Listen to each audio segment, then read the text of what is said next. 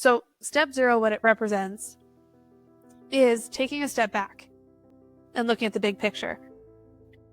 Most times when it comes to change, people think we have to barrel ahead. Change is what's next. The best change for me is what's next. But oftentimes we're making that decision out of some form of tunnel vision, because we've got these blinders, we've got these restrictions, whether it's our environment, our experiences, our beliefs, what other people are telling us. We think that this is what we have to do. Success is this thing right ahead of us. Dial in and you'll get there. But oftentimes a more sustainable change can be found by taking a bigger picture perspective. So step 0 is essentially, if implementing change is step 1, Kantency is step 0. Before you go and implement a change, let's pause, let's take a step back and see, is this going to be a change that actually solves the root issue, which we can really only see when we look at the big picture. And the example that I like to give is sometimes when people have tunnel vision on, they go, we need to increase marketing. We need more sales, whatever it is, right? The solution that they see is we need to increase the marketing budget. However, if you take a step back to step 0, we can say things like, okay, well, here, I see why you think you need that. However, unless you take a step back and first increase customer retention, it's not going to matter how much money you dump into marketing. You're going to have that same problem come back in 6 months, but with a different flavor. So now you're caught in this loop of insanity. But if we can instead, step 0, take a step back and see kind of how those red threads all connect and where the source comes from, we can do that bottom-up change rather than a top-down change. Instead of increasing marketing and expecting everything to follow suit by pushing it down, we can take a step back and go, okay, we increase customer retention, and once that organically is solved, then it naturally flows into customer loyalty, which then naturally flows into promotions, which then naturally flows into increased sales, whatever it is, right? Rather than trying to push down promotions first. Right. So Kantency is all about the step 0. How do we take a step back? And kind of what we were saying with humanity and kind of early in our conversation, I can't remember the exact words that we were saying, but how everyone has their own little unique flares to things. Right. And that's kind of where it comes in too, is a change that works for one business might not work for the next. Even though, let's take a restaurant in Edmonton that has 3 locations. One on the west, one on the east, one on the north. It's the same ownership. It's the same decoration. It's the same menu. You know what's different? A lot of things are different. It's different staff. It's a different chef. It's a different food delivery route. It's a different, maybe one is business, maybe one's industry and one's community and one's kids. Right. That alone is going to influence how each of those locations makes decisions. You can't take one change and just force it down upon all of them, because there's influences that apply to each of them differently, which we can only see when we take a step back. So step 0 is all about taking a step back first to find the root of things before we go and just blindly implement what we think is the best decision. Hi, I'm Vijayan Swaminathan. I'm the founder and CEO of Zadwell. At Zadwell, we help our clients transform into the digital space. We help from the web technologies to blockchain to Internet of Things and a wide range of services. Over the years, I can see the impact of technology that can have on business of all sizes. But I've also seen a gap in the market, a lack of quality support and outstanding technology solutions that truly meet the needs of the client. And that's where we come in. And ever since 2018, we started Zadwell. We've been helping more clients to digitally transform their business. We want to provide that personalized and dedicated support and care for our clients. And through this process, we want to see our clients thrive through the digital transformation process. At Zadwell, we have worked with a wide range of clients, from small businesses to startups to large enterprises and public sector companies. We have the experience and expertise to help you with your goals and an ever-changing technology landscape. So if you're looking for a technology partner who truly cares about your success, here we are. It's been an incredible journey so far, and I'm so excited to see where we'll go next. Let's get to work.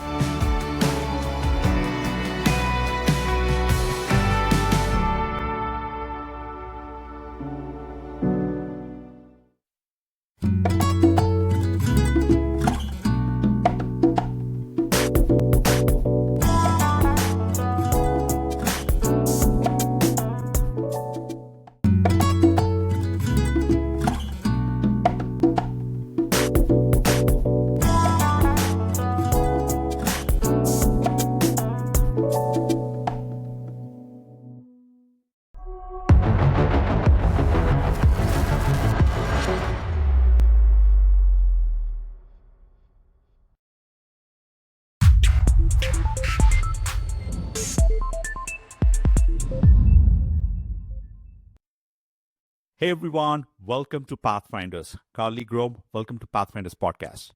Thank you for having me. I'm so excited. Let me introduce you properly, Karli. Our guest today has a rare gift. She helps organizations see what they can't see. Where most people rush to overhaul systems or force sweeping changes, she understands that transformation often begins with something far subtler. Noticing the small misalignments, the hidden tensions, the quiet signals that something underneath is not quite right. Karli Grove is the founder of Kantency Consulting, where she brings a calm, perceptive, big picture lens to teams who feel stuck in cycles of reactivity.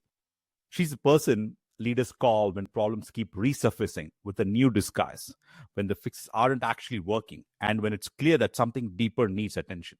Karli specializes in uncovering the real source of organizational friction, the root causes that get buried under noise, busyness, and well intentioned quick solutions. Instead of pushing for change for the sake of change, she helps teams understand why they're actually struggling, where the tension is coming from, and what needs to shift to move from functioning to a thriving mode, if you will.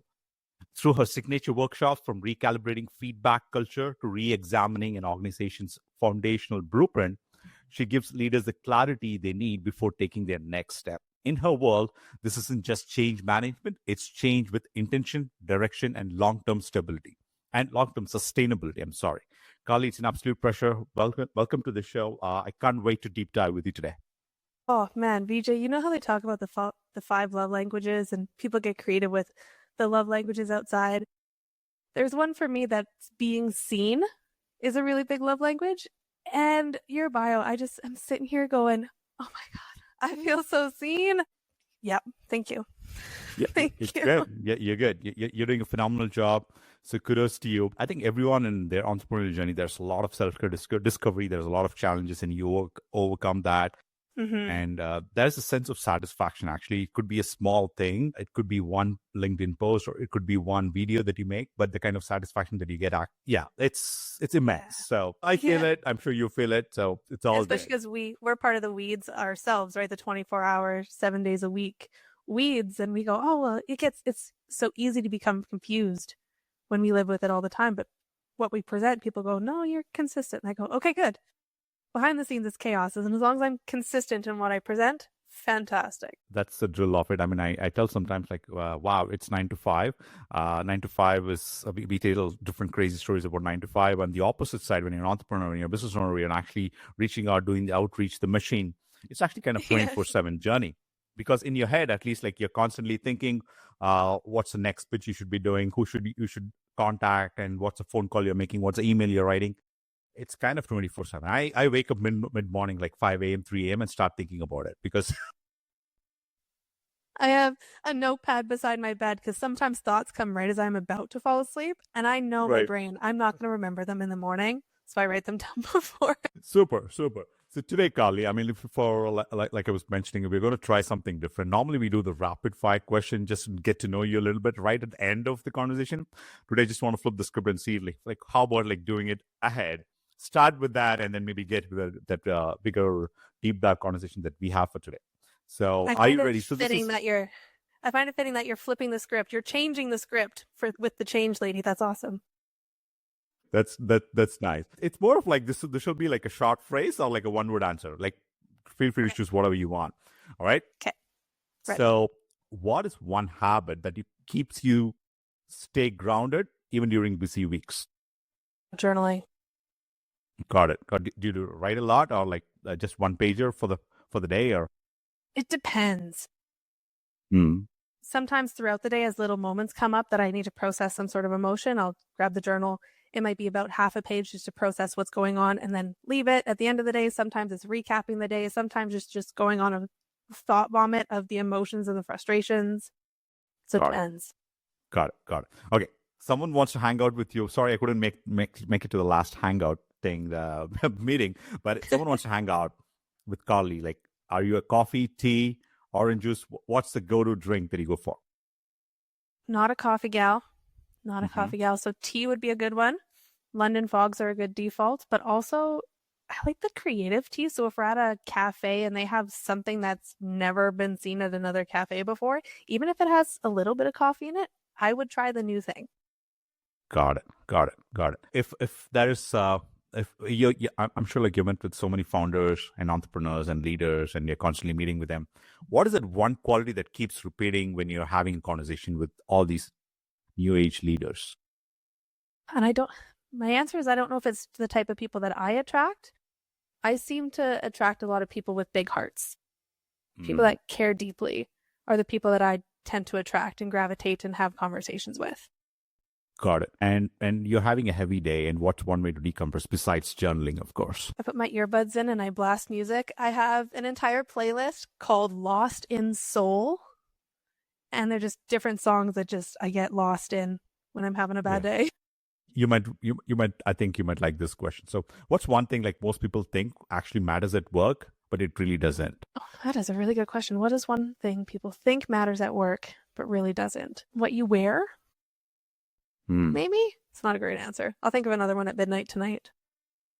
Yeah, I mean, if you've come up with a different answer by the end of this call, let me know. It's all good. Okay. Raw and authentic.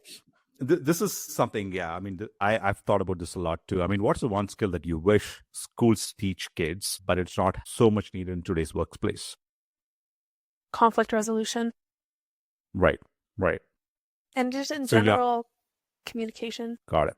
Right. Absolutely. Yeah. It is needed, actually. Conflict resolution and how you communicate, putting your thoughts together. Right. Yeah. Are you mind vomiting or actually clearly communicating? There's so many things to it. Absolutely. 100% and agree. It's so fascinating to see on the outside because people talk over each other all the time and they're saying the same thing, but differently, but they're insisting that they say their part. And it's like, you're saying the same thing, or you're fighting on such surface level things that you're going to keep fighting unless you take a pause and go, hold on, what are we fighting about again? Cue eye roll. There you go. Are you like a late, early morning person, or are you a late night owl? Lately, I'm an early morning person. I can fluctuate either way, though. I've had different seasons of my life. Right now, I'm up at 5:30 most days, at the gym at 6:15, and starting early. Being a business owner, being an entrepreneur, being the change maker that you are, what's the most underrated leadership quality in your opinion? Asking questions. When leaders think that they have all the answers and they don't need to ask any questions, that an underrated quality is leaders that ask the questions and acknowledge that they don't know everything, or recognize questions as being, I know most things, but I want to learn more, rather than thinking questions are demoralizing, because they're not. Got it. Okay, that wraps up our rapid fire round pretty much. It's fun. Normally we kind of like it's kind of at the end, and so it was good, interesting to do at the early of the podcast, which is fine. So normally what we try and do, Karli, in the conversation is we try to learn the person, the Pathfinder, and themselves, right? I mean, how was their upbringing? How was their childhood? What was those defining moments when they were like the young teen, 18, 19, 20 at that moment? Like, what was those defining moments? So what was it for you, Karli? How was it growing up? Where were you born? Like, what was the story like? Who is Karli Grove? Storyline of Karli Grove. She starts small town, East Central Alberta. 3-4 generations raised in that small town. Mom's side, dad's side, stepdad's side. They all grew up in that small town, and most of them still live there. My dad moved an hour away, but every other sibling, more or less, are within a 2-hour radius. I grew up, I can't even say in a split family, because when you say a split family, people assume divorce. But I was not a product of a divorce. I tell people that I was a product of a one-night stand, and I said that in front of my mom once, and she looked at me and slapped my shoulder, and she said, Karli, it wasn't just one night. I'm like, okay, Mom. All right, Mom, I got you. Not one night. Whether she wants me saying that broadcast areas, I'm not too sure, but sorry, Mom, love you. So I kind of grew up in split families, if you will, for the purpose of the term, which meant lots of Christmases, lots of birthday gifts, lots of multiple holidays. Also growing up in a small town where multiple generations were raised, you'd run into people at the grocery store, and people have known you since you were knee-high to a grasshopper, and they will tell you within the first 2 sentences of seeing you, Karli, how you been? I haven't seen you since you were knee-high to a grasshopper. But with that, there came challenges, and I'm very grateful for the small town values that I have. It's the taking care of your neighbor. You wave hi to people on the highway. Even if you don't know who they are, you wave hi. You always look after one another. But I did notice that there wasn't a lot of opportunities to experiment with who you could be.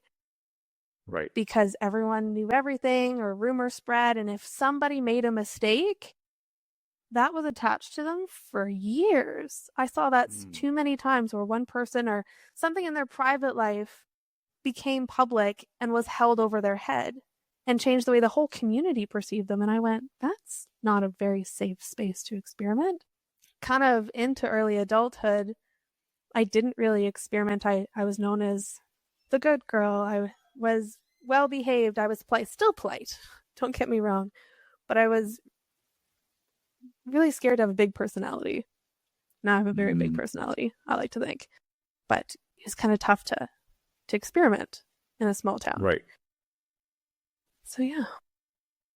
So explain small town. Like, explain when I say like how big of a small, or is it like 100,000 or 50,000, 10,000 people? How much small town are we talking here? No. We're talking a couple hundred. Oh, no, we're talking a couple hundred. 200? Well, look, well, it depends. So there's a stretch on the highway of about 4 towns, and I call kind of the whole collective my home. I lived in all the towns at various different stages. Went to school in all the towns at one point or another, more or less. And so the towns were like 1,000 people, 800 people, 400 people, 500 people, or no, 200 people, 500 people. And so those towns, plus there was a community to the south, these 5 towns came together for high school. And we had a high school grade 12 graduation class of 41 students. And we were one of the biggest classes in the area. Wow. Okay, now I have to ask you this. Okay, coming from a small town, village, or like a smaller city. I live in Wetaskiwin. It's like 15,000. I thought it was small town. Like what you're explaining is like smaller. Like it's small, right? Small. Yeah. And Wetaskiwin is small too. I mean, it's relatively still small. Then you have Edmontons and Calgarys and Vancouvers and right. Yeah. What's the impression you get, like coming from a small town, looking at smaller cities like mine or Lethbridge or looking at Calgary and Alberta? How's the mindset? I carefully observe in terms of like, I lived in Toronto and I don't miss it at all. So for a different reason, there's less traffic.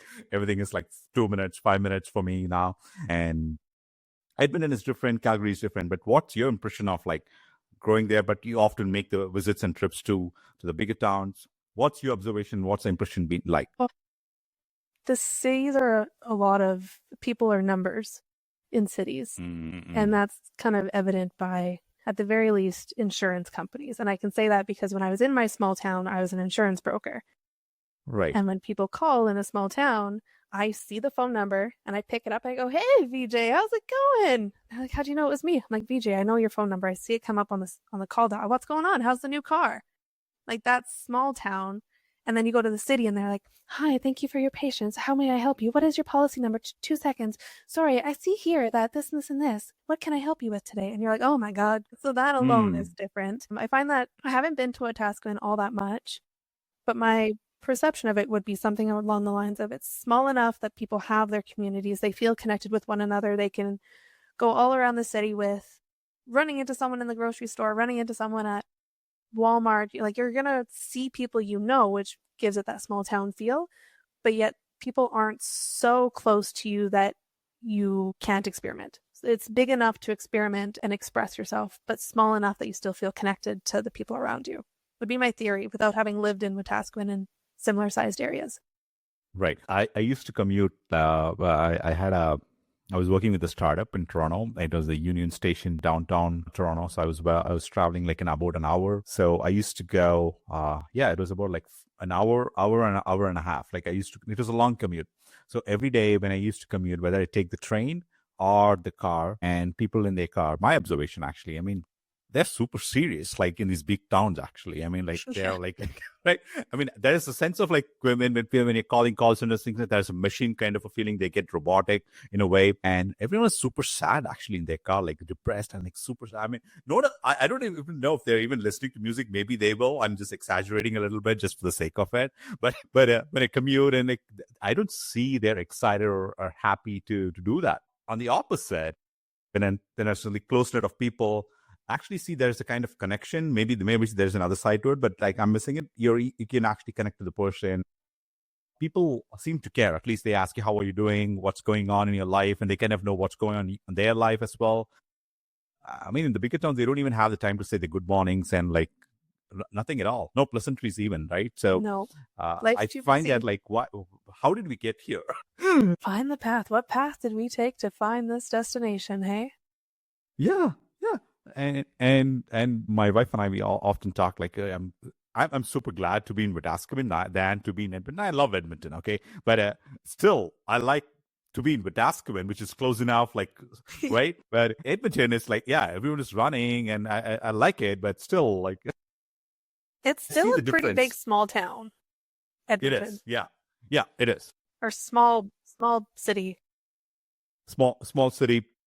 I feel the vibe in Calgary's a bit different. Been to Vancouver a couple of times so far, and not observed so much, but you still get that instantly, that big city vibe in Vancouver. So I think the reason I observe so much and try to ask questions is because after 2020, something happened with my eye. Actually, something happened. I'll tell you a story. What happened is, like, I took my second COVID shot, and it had an adverse reaction in my eye, right? I started getting all red and redness. I thought it was something weird, and I didn't pay any attention. I started taking Advil. It was painful. I started taking Advil. There was a point after a few days, it was getting so intense. It was midnight, like 2 a.m., and I was already on my 7th Advil, because the Advil would only work for an hour. Right, because getting so intense on my left eye. And the last Advil I took was at 1 a.m. and it stopped working right around like after an hour. Then I had to take the next Advil. So we ran to the ER and not knowing what to do. And my wife drove to the ER. I couldn't drive. And the doctor checked it. And he didn't know what it was. It was some adverse reaction to the shot or whatever. Right? And they said, like, you would have lost your eyesight. The doctor if you would have waited longer. Yeah, you would have lost your eyesight. And he put me on some steroids. He didn't know what to do. He said, like, I don't know what's going on in your eye. There was nothing adverse. I didn't do anything crazy in the last, like, a month or two. Nothing happened, but except the thing. And then he didn't know what, and I wasn't sure. So the reason I bring that moment is because it was kind of like I would have lost my eyesight. It was kind of a wake up moment, an eye-opening moment, if you will, pun intended, to pay attention to the fellow humanity. Right. For a long time, I was running between jobs, doing different things. I was not really paying attention to the people or many other things. So I started paying more attention to people and what really matters. And especially during COVID, and there was lots going on, like we were locked up in our homes and things like that. So that was an eye-opening moment where I would have lost my eyesight. So you have a newfound appreciation for observation. Yeah. Nice. So I was observing, like, because I felt the humanity had kind of like lost touch, especially for the people who are like, I don't want to generalize it, but especially when they're living in a bigger city, they seem to have lost touch with humanity. And I always had the question, why is that? And why do you think is that? I mean, maybe it's not true in your world, but like, I think there's natural disconnection in a city. There's too much area to span. And even I can't remember what the name of this statistic phenomenon is, but 150 people is how many people humans are programmed to be around and to remember. And our communities are supposed to be about 150 people. So when you're in a small town, you've got that. Those same 150 people are everywhere. But when you're in a city, you're seeing 150 different people every day. And so you just get overwhelmed because you don't know who to make a connection with. And I wonder too if it's some sort of, what would the phrase be? Not the grass is greener, there's bigger fish, but people are always chasing the next best thing, even though a good thing for them might be with them already or near them already, but they're always chasing something better. Versus in a small town, you're like, well, we got what we got. We got the one grocery store in town, and I'm happy that they have milk, so fantastic. I'm going to go get milk. That's all you need. Yeah. Right. Got it. Got it. And so getting back to your growing up and like, so you did the insurance thing, and what was your the defining moment where you wanted to find, even before finding Kantency, and like, what did you observe that you felt like you have to make a difference in the change management world? What was going on? Maybe I'm sure entrepreneurs are fantastic observers, in my opinion, because they observe something is going wrong and they want to fix it. They are problem solvers in a way, and they cannot sleep until that problem is fixed. Right? So I'm sure you saw some problem. What was it? Well, there's actually, it's funny because there's not necessarily one pivotal moment. There's kind of a couple that pivoted things. One is actually when I was in university even.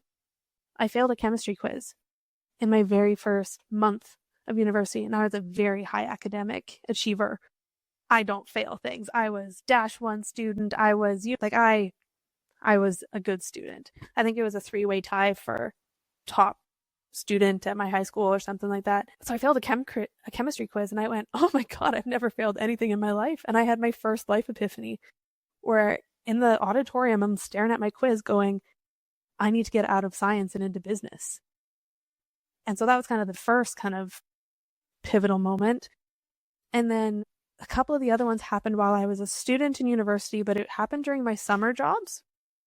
So for about 2 summers, I was working at the local landfill as one of the summer students. Fantastic job also, by the way. People hear landfill, they think, ew, gross. It was so fun because you're outside all day, you're moving things around, and you get to show up the old white guys that think that you can't toss a fridge. Well, watch me toss a fridge.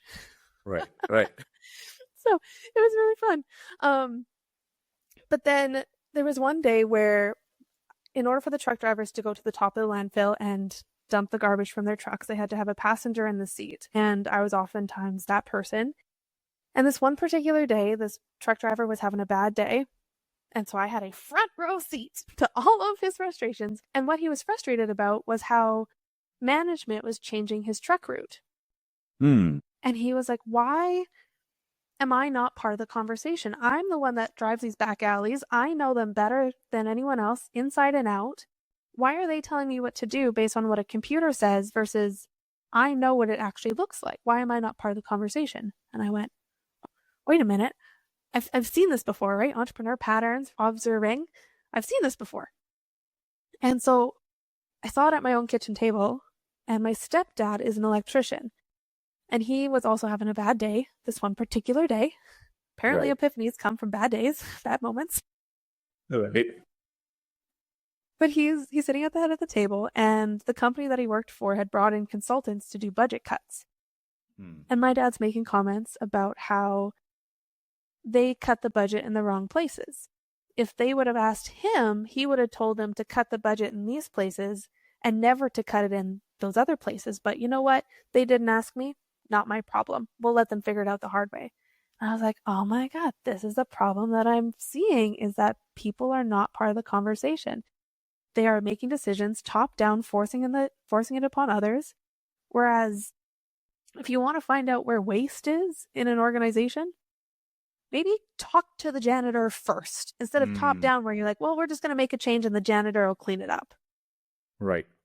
Or we talk to the janitor first if the purpose is to eliminate waste. So those were like some pivotal ones. And then actually the insurance company that I worked for, there were a couple of changes in management that I had experienced and a couple of frustrations that I had from how they were changing the system that I went, this isn't a good change. This is not going to be sustainable, especially small town. I know what you're trying to do. I know what you're trying to get at.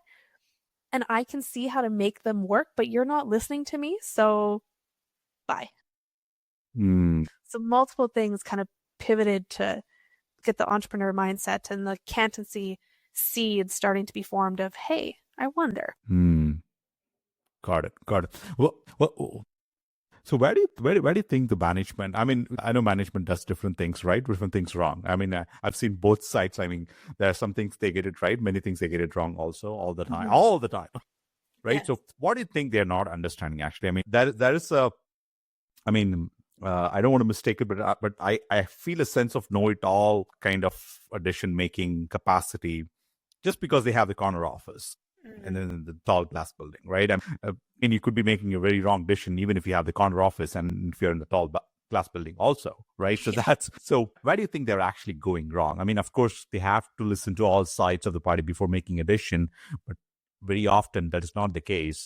And in some cases, they are also like not conflict of interest, I think, but in terms of prioritization, right? But from the management or the leader would argue, hey, my priority in the organization is XYZ. But let's say on the other side, their priority is like ABC, right? So they may not be on the same page when it comes to priorities from the organization point of view. So where do you think we'll talk from the leaders first, then we'll also talk from the other side. Where do you think they're actually going wrong? What I see is actually a common trend in change in general, whether it's big change management or just changes as society or changes where we are right now. And it tends to be that people hop on bandwagons of what they think or what they're told they're supposed to do. So for example, this insurance company, a lot of, I believe, their ideas came from attending conferences, where they're attending conferences with a bunch of insurance people from the big cities, and the speakers and presenters are people from the big cities, and they're saying, here is what the industry is going, or here's where it's going, here's what they're doing, hop on board. And because the leadership was about growth and trying to change in a growth way, they're like, yeah, we're going to hop on that bandwagon and go the direction of everybody else. Rather than taking that step back and going, but wait a minute, our strength lies in small towns. Our strength lies in picking up the phone and saying, hey, VJ, how's it going? How'd you know it was me? Oh, I saw your phone number. That's an advantage that people from the city would come to a brokerage in a small town for. But instead, the leadership hops on the bandwagon and does what the masses are doing, which causes a lot of resistance because it's like, that's not what's best for you, though. Right.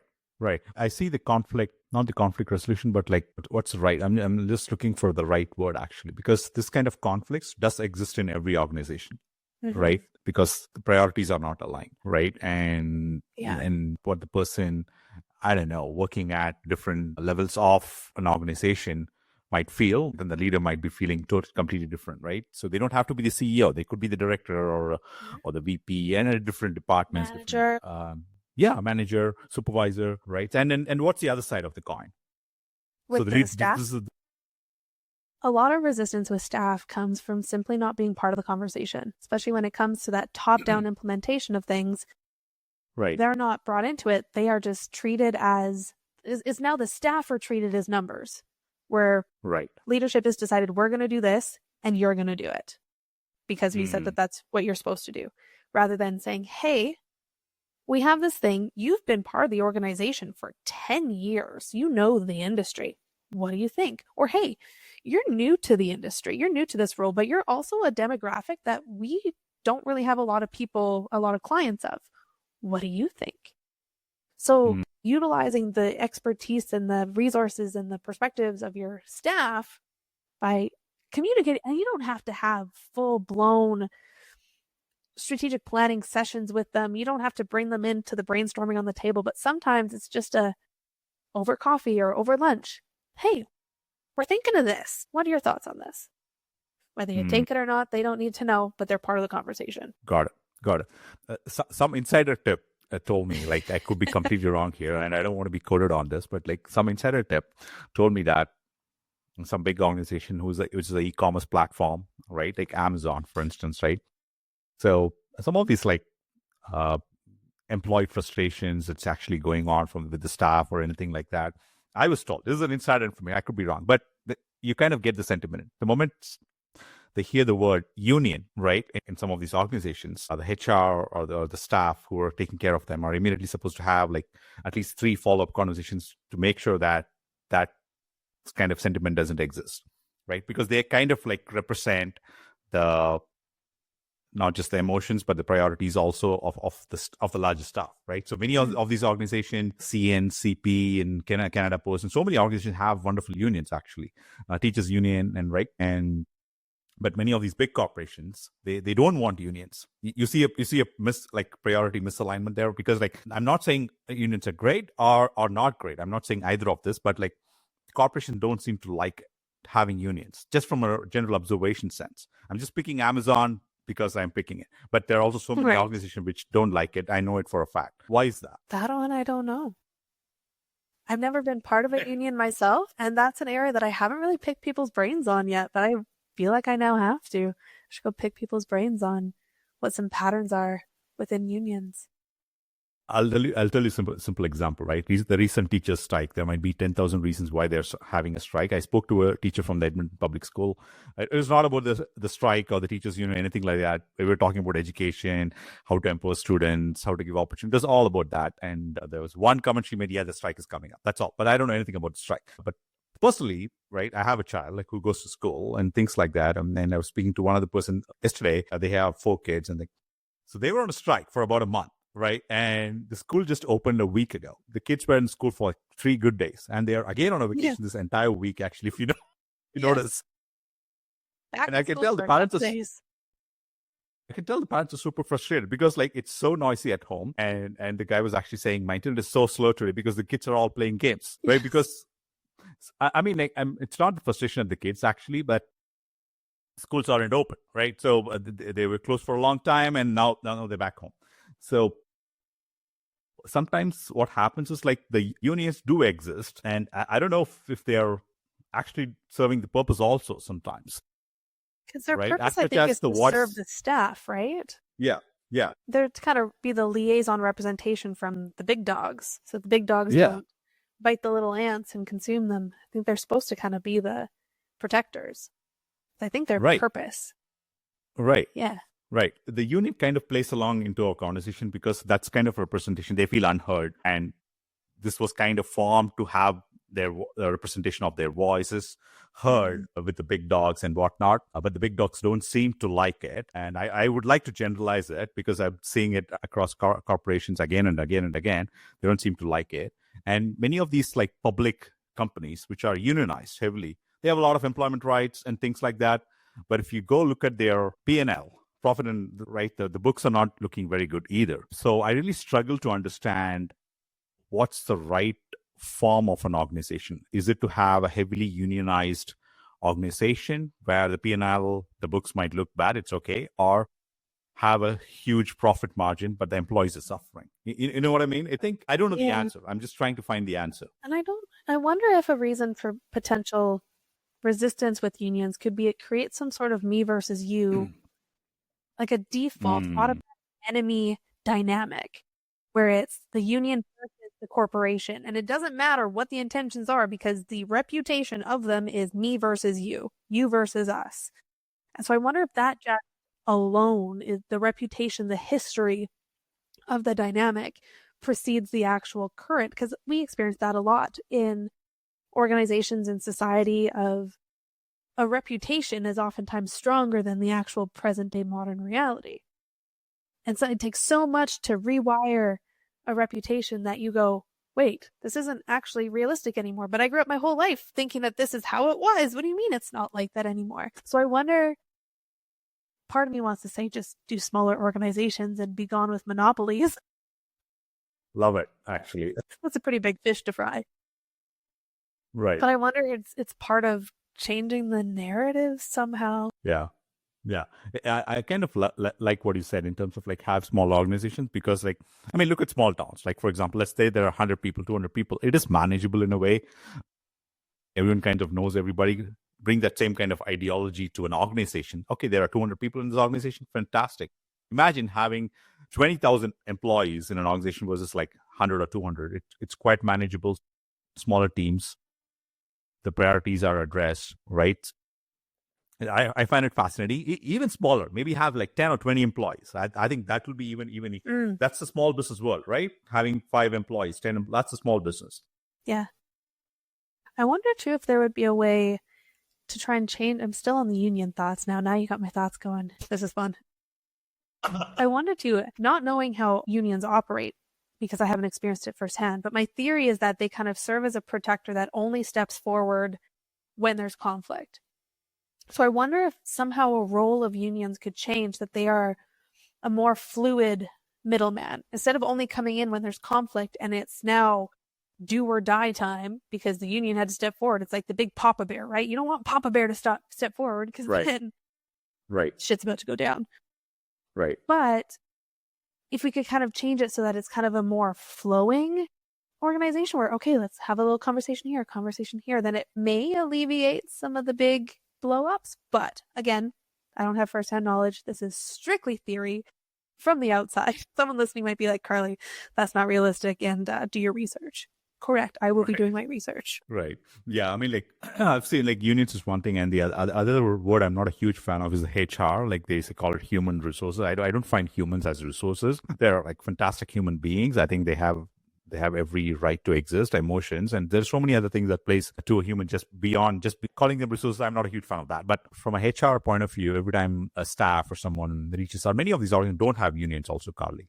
And when a staff or someone, there's a conflict within a staff or with leadership, they kind of reach out to a HR. The HR is almost like 80% or 70% in the side of the leadership, in the side of the management, trying to, they wouldn't say it, but that's how it has been. And because like they hire the people they want, and they kind of like coach the people the way that in the direction they want the staff to go. They don't I mean, it's a difficult role to play. I wouldn't want to be a HR in an organization, to be very honest, because like even if you have conscious, and if you're conscious enough, it's very difficult to pick a side for the HR.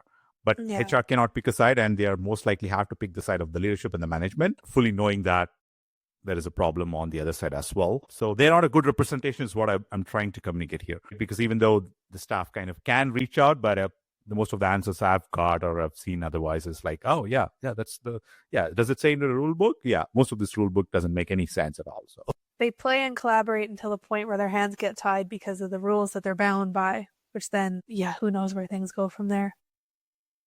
Right.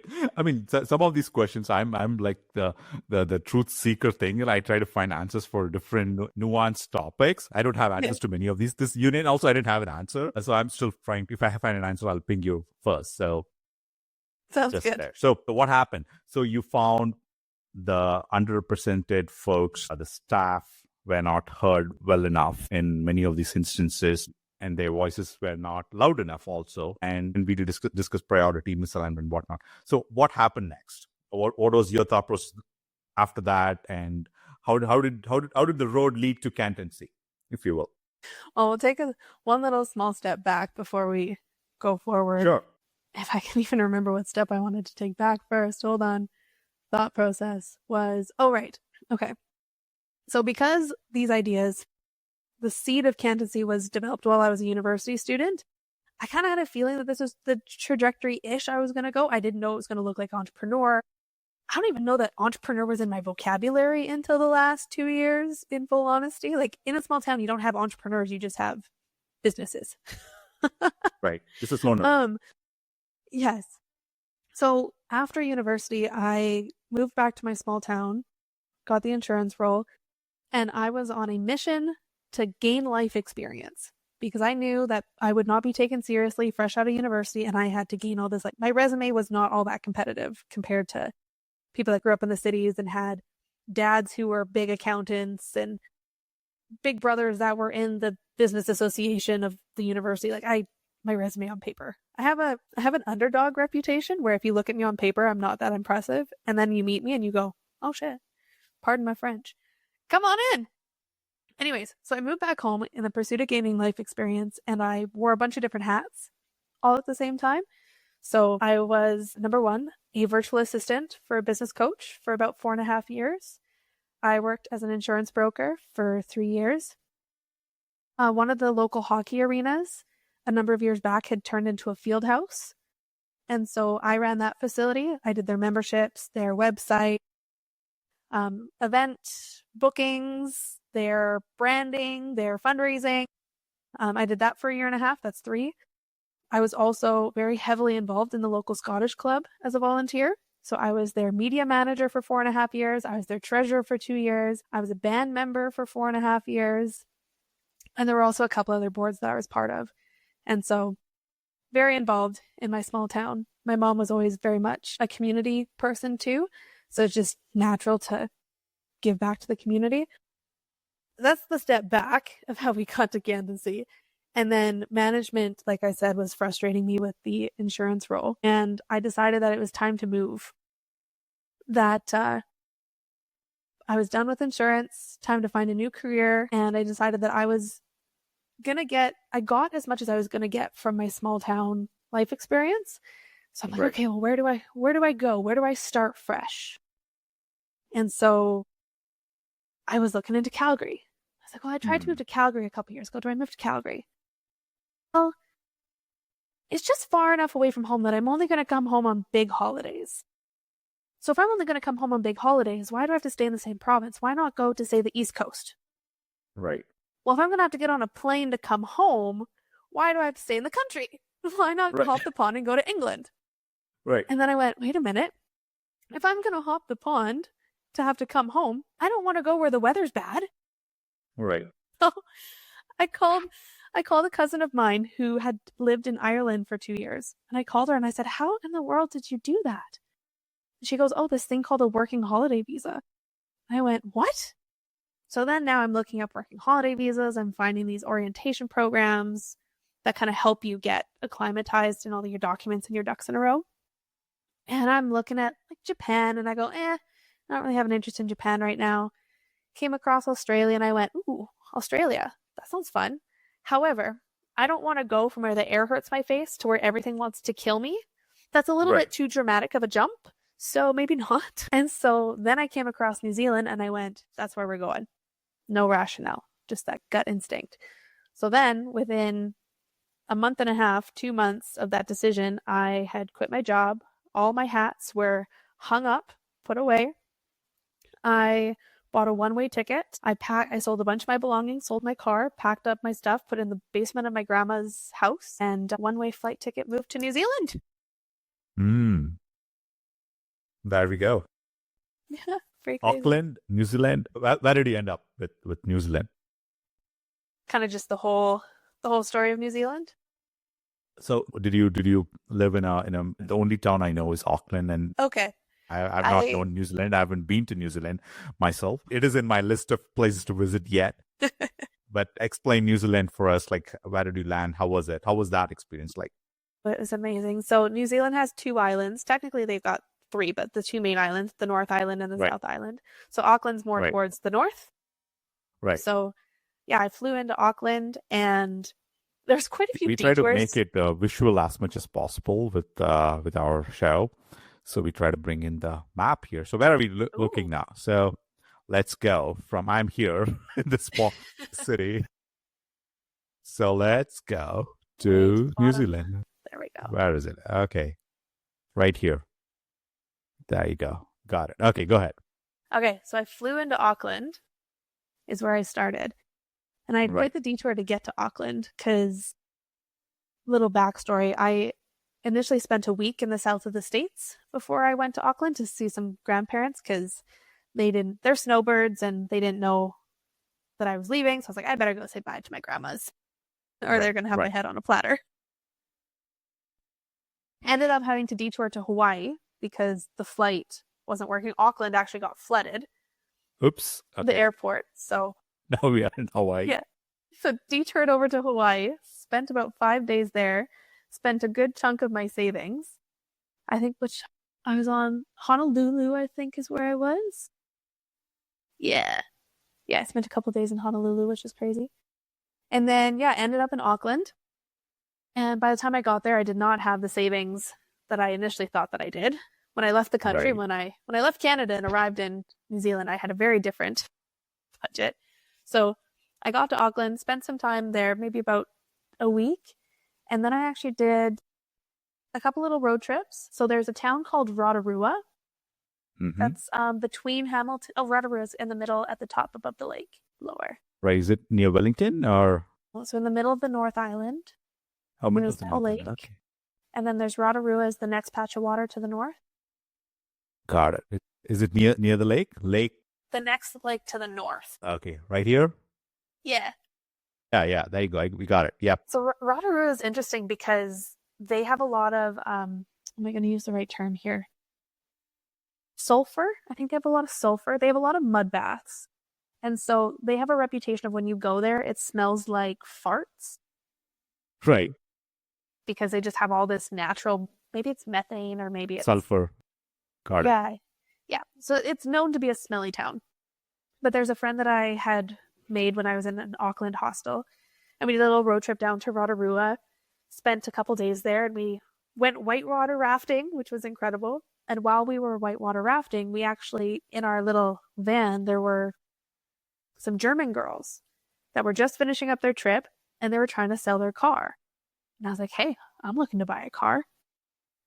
And so, long story short, I ended up buying the car from them, which was perfect. Because New Zealand, I didn't know this when I got there. I really did minimal research when I went to New Zealand. And it's very big on the camper van lifestyle. And so it's very common, even for the locals, to just have a vehicle with a bed in the back, everything you need's on those four wheels. Picture in Canada one of those tool type of vans. Say electricians have them, or some construction people might. It's a van, but you put all your tools in the back. Yeah, the van life they call it. Like they have the complete kitchen and everything within the van, and you kind of living in the van. Yeah, but it's not our fifth wheels. We are not talking fifth wheel size. Got it. Okay, right. It's pretty much the size of a minivan here, but maybe a little taller.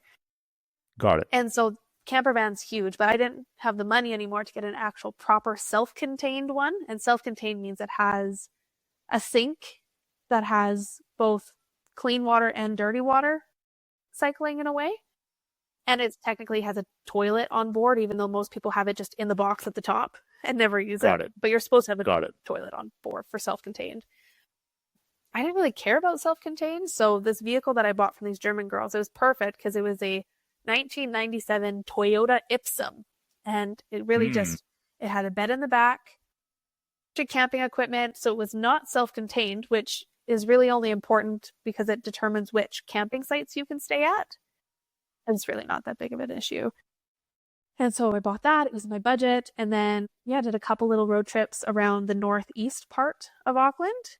And then once I started kind of getting my feet wet in New Zealand, looking at the bank account, I'm going, okay, it is time already to get some work in. So you do as you do when you're in New Zealand. And I picked kiwi fruit for 2 months.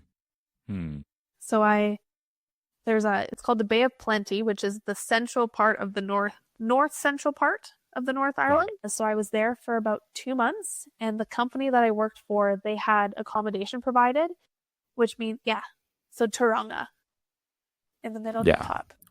What's the name again? Kiwi fruit? So above Rotorua, actually. Okay, yeah, we were right here. Yeah, so it's kind of Te Puke, Papamoa, Mount Maunganui, a little bit north, Yeah, so that whole area, Tauranga, Te Puke, Papamoa, Mount Maunganui, that's kind of where a bunch of the kiwi fruit was picked. And so they had an accommodation provided for people that essentially had a vehicle they could sleep in. If you could sleep in a vehicle, you could stay on their accommodation, which was just a kiwi orchard, and it had kind of a skeleton of a house on it. They brought in porta potties and portable showers, and they installed kind of a kitchen in the house. And it was just kind of really cool. Lived there for 2 months, and a bunch of people from all around the world hung out there. Funnily enough, though, each orchard has a different name. And remember how I said I had to detour to Hawaii on my way to New Zealand? Would you believe that the name of the orchard that was my home for 2 months was called Hawaii Orchard? Hawaii Orchard, yeah. That's interesting. Crazy. So, I was there for about 2 months. And then there were about 6 of us that spent the entire 2 months there. A lot of people kind of come and go. But there were about 6 of us that had stayed for a good portion of the time, and we had become friends.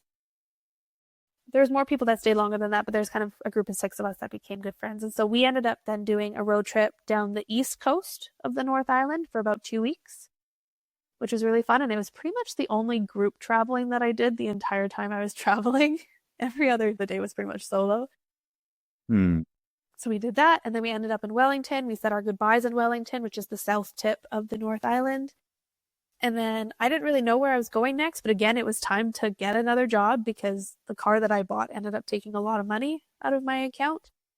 It was an older car. I didn't really have any documentation from the previous owners of what work had been done. And I'm the type of person that I'm like, I want to make sure that this car is taken care of. So I put probably more money than I should have into it.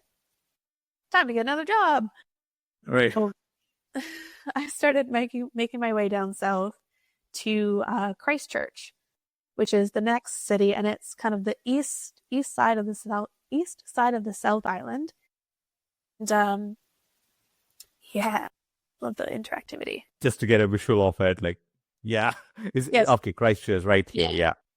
So Christchurch is a pretty cool little city. It's very flat, and actually there's a lot of parking, which was amazing. Wellington was really, I didn't want to stay in Wellington because it was very condensed and very hilly, and just parking would have been a nightmare for me. Versus Christchurch was flat, it was spread out, fantastic for this small town girly. And so I was trying to find a job in Christchurch. I had partnered with a local recruitment firm, and they were helping me try and find some jobs. It took about 3 weeks to try and find a job. And yeah, I was down to my last $200, I think, in the account, and ended up getting a job at another insurance company, believe it or not. When you said insurance, like, was it always like auto insurance, home insurance? Like, what kind of insurance were you getting into? In Canada, it was home and auto insurance. Right. And in New Zealand, it was actually claims insurance. Okay, claims insurance. Okay. Yeah. Like farmers claim, the farming kind of thing? No. No, so actually the department that I worked for in New Zealand is the only department of its kind in the entire world for claims. So Got it. New Zealand is the only country in the entire world whose house insurance policies pay out on land damage. Right.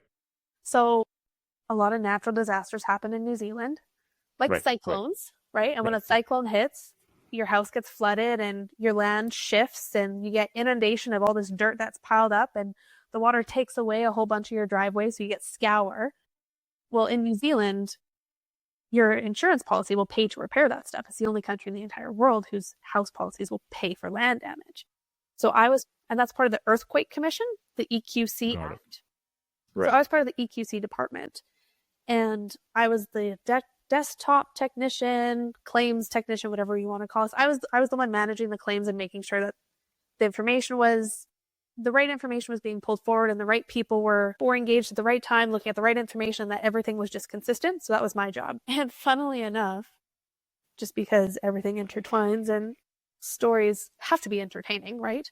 So remember how I briefly said too that when I went down to the south of the States to see my grandparents, and I was supposed to go to Auckland, but there was a storm that the airport got flooded and I had to detour to Hawaii, right? Right. The type of storm was a cyclone.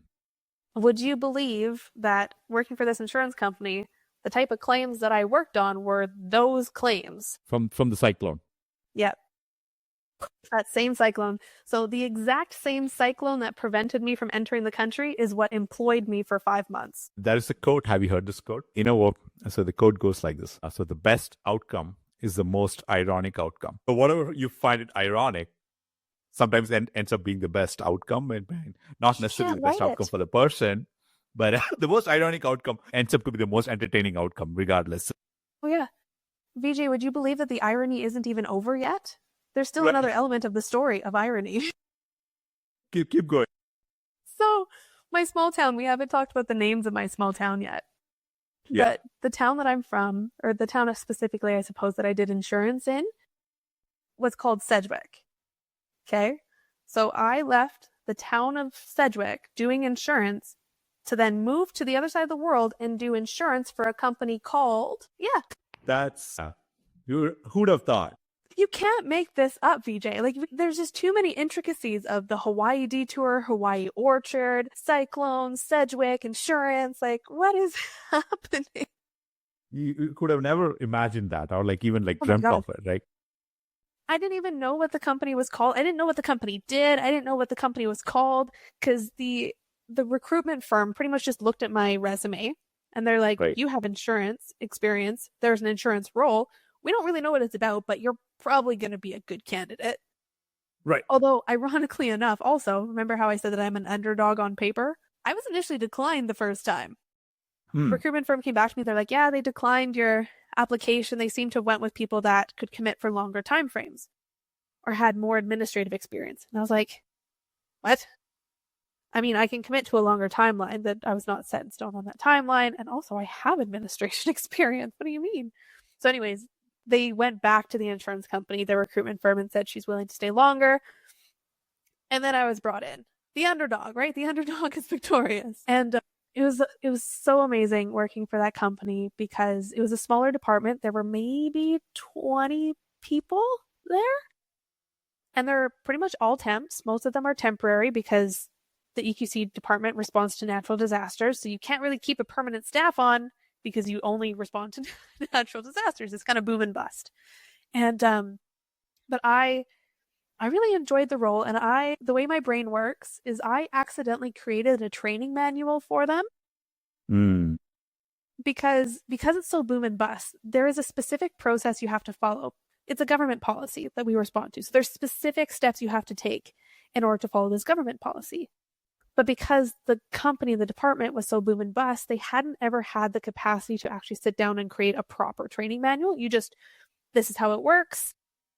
Once you figure it out, you got it. But there wasn't anything set in stone. So as I'm learning the processes, I'm going and I'm mentally offloading everything, right? Because every claim is different, but then there's got to be some sort of consistencies, and I'm having trouble finding the patterns, but maybe if I can write it down, eventually I'll figure it out. And I did. Eventually I figured it out that it's not actually that complex. You go here, and then you have two options, and then once you go to option A turns into three things. And it's pretty straightforward. Within each step, there's a lot of different variants depending what the claim looks like. But I was able to take just my mental offloading and turn it into a training manual where I was one of the newest staff members, and I was only there for about 2 months. And the manager came up to me and she says, "Hey, Karli, we have new staff coming in on Monday. They're already part of Sedgwick, but they're just transferring into our department to help out. Would you be willing to train them?" And I said, "Darian, I am one of the newest staff members. You want me to train the next newest staff members?" She goes, "Yeah, with your training process." I'm like, "Yeah, sure." So lo and behold, a day and a half later, these guys are up and running. Versus it took me and my coworker that started the same day, it took us a month to try and figure out what the hell's going on here. I had them up and running in a day and a half. My manager loved me. Underdog on paper, victorious in person. There you go. Amazing story. Yeah. What happened then? So Sedgwick, what happened to Sedgwick? Sedgwick came to a beautiful close because my visa was coming to an end.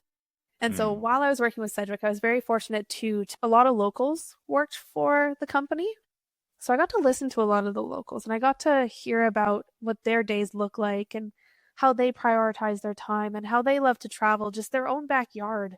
Canadians don't explore their own backyard. New Zealanders do it all the time. The Kiwis love to travel their own backyard. And there was actually a time where, so I took 2 sets of holidays or 2 sets of days off, I guess, more so when I was there. I took a week off and I explored the west coast of I took a week off and I explored the south of the South Island. And then I took an extended long weekend and I explored the west.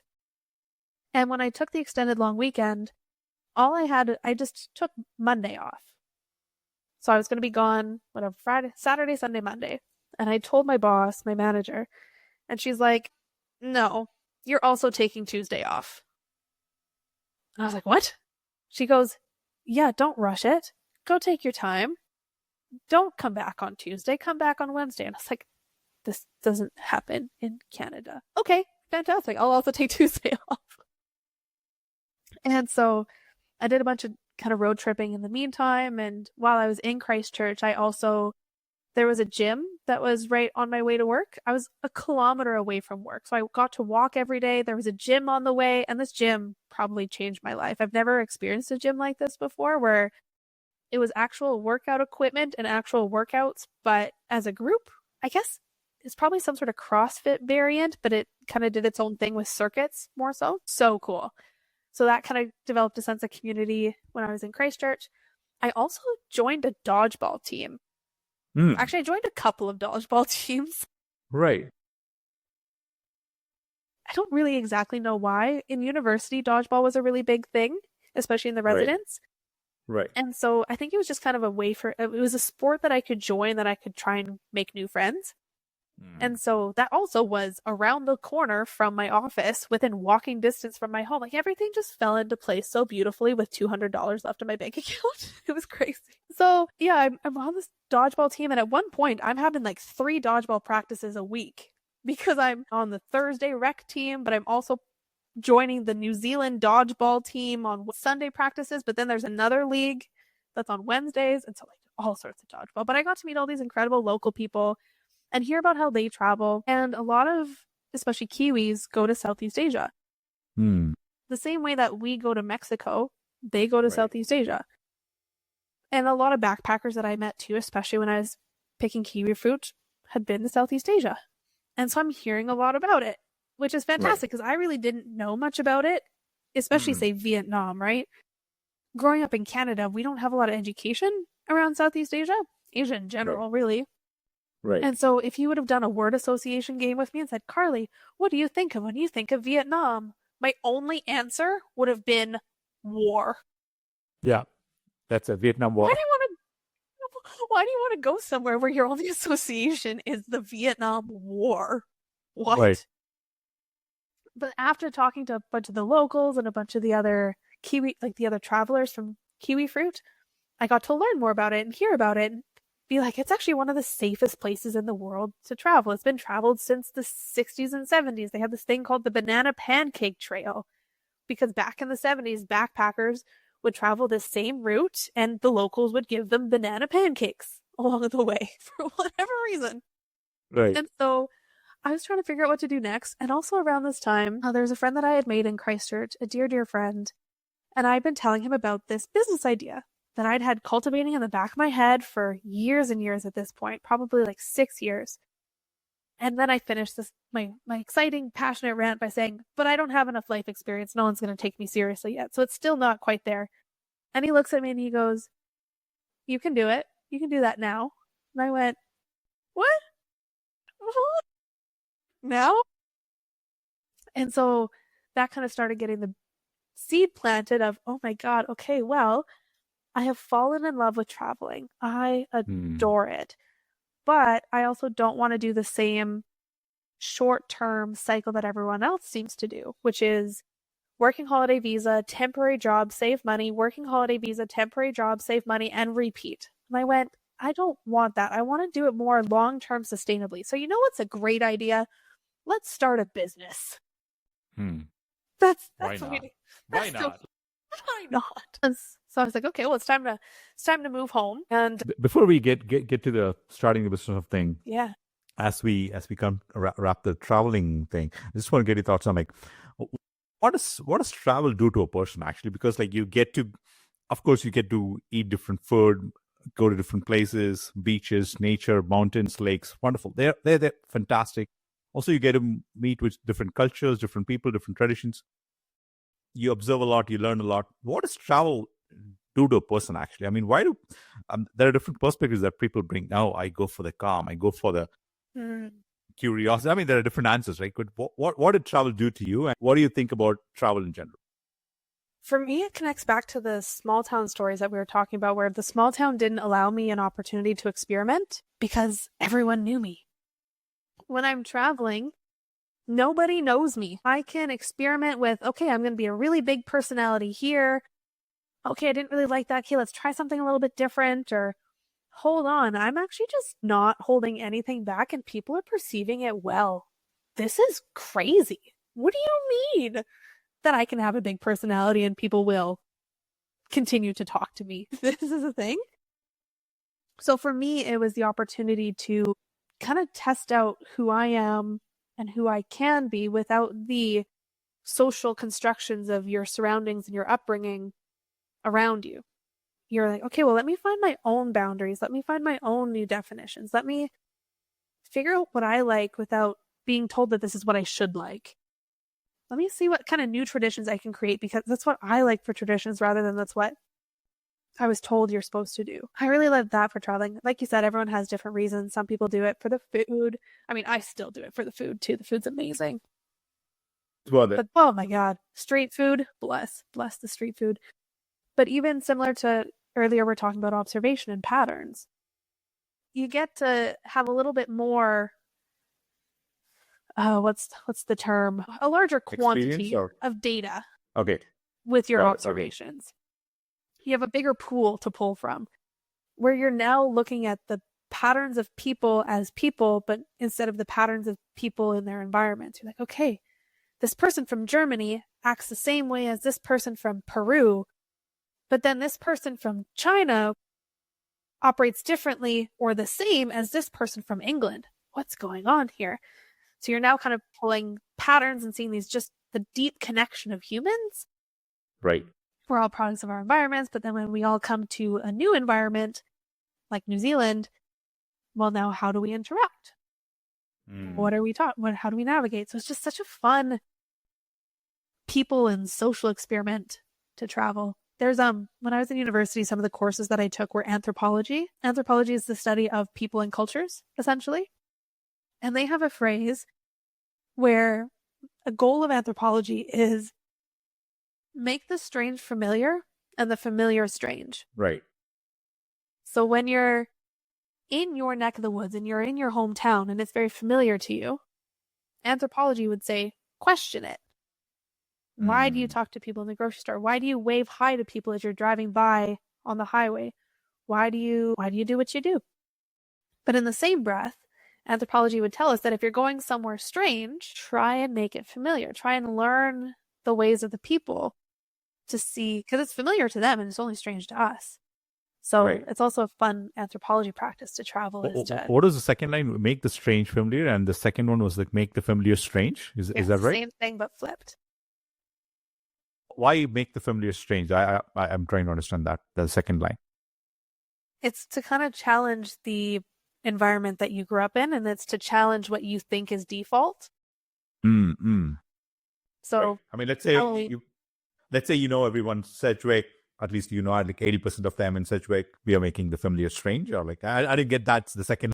It's kind of in terms of practices, for example. Got it. Okay. Thanksgiving was last month, and it's a very familiar practice to us. It's a very familiar tradition where we don't really question it. Yeah. We know it's in October. We know we buy turkey. There's going to be stuffing. There's going to be probably cranberry sauce. There's going to be gravy. We're going to get the family together. There's no gifts. That is Thanksgiving. Very familiar. Very familiar. Right. But what an anthropologist would say is make it strange. Why turkey? Why not hamburgers? Why not? Yeah. Why not pasta? Why turkey? Right. They would say, okay, well, family all comes together and there's no gifts. Why no gifts? But you're thankful for things. So then why are you not saying your thanks at Christmas too? Why are you only saying what you're grateful for at Thanksgiving? Okay, let me kind of make this strange a little bit. What is going on here?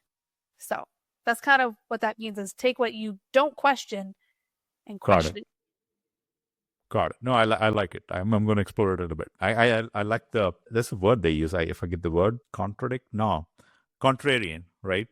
So they say, I mean, I could be contrarian. I don't know, many are, but I want to be in the camp of be that contrarian. There are many who are contrarian, right? So, but I want to be in the camp of like be the contrarian, also being right.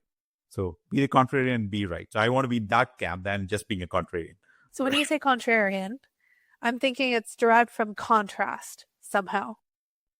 No, contradicting, right? So for example, like let's say, so there's like black or white, right? So let's say there are two different things with colors. For example, let's say black or white, right? And that's the traditional way of thinking. And how, if we have to define the conversation, like why not gray, right? So that's totally different way to look at it. So accepting things as extreme absolutes, a contrarian kind of tries to find. It comes from contradiction. Okay. I mean, like, you don't have to contradict for the sake of contradicting. I mean, let's say there are very traditional ways of set things, not Thanksgiving in a way, but if I have to give you an example, what's a good example? Okay, for example, we had our son homeschooled for a couple of years, right? So that's a contradictory way of thinking, because I went to the regular school, public school, went through all that, like 12 years of all the education and whatnot. But I wish I was homeschooled also. I'm a huge fan of the homeschooling concept. It's fascinating. It's beautiful. We did try it though, but it is a contradictory way of trying things. Okay. But at the same time, I knew it is good for the child and whatnot. But like, no, we put him back in school for different reasons.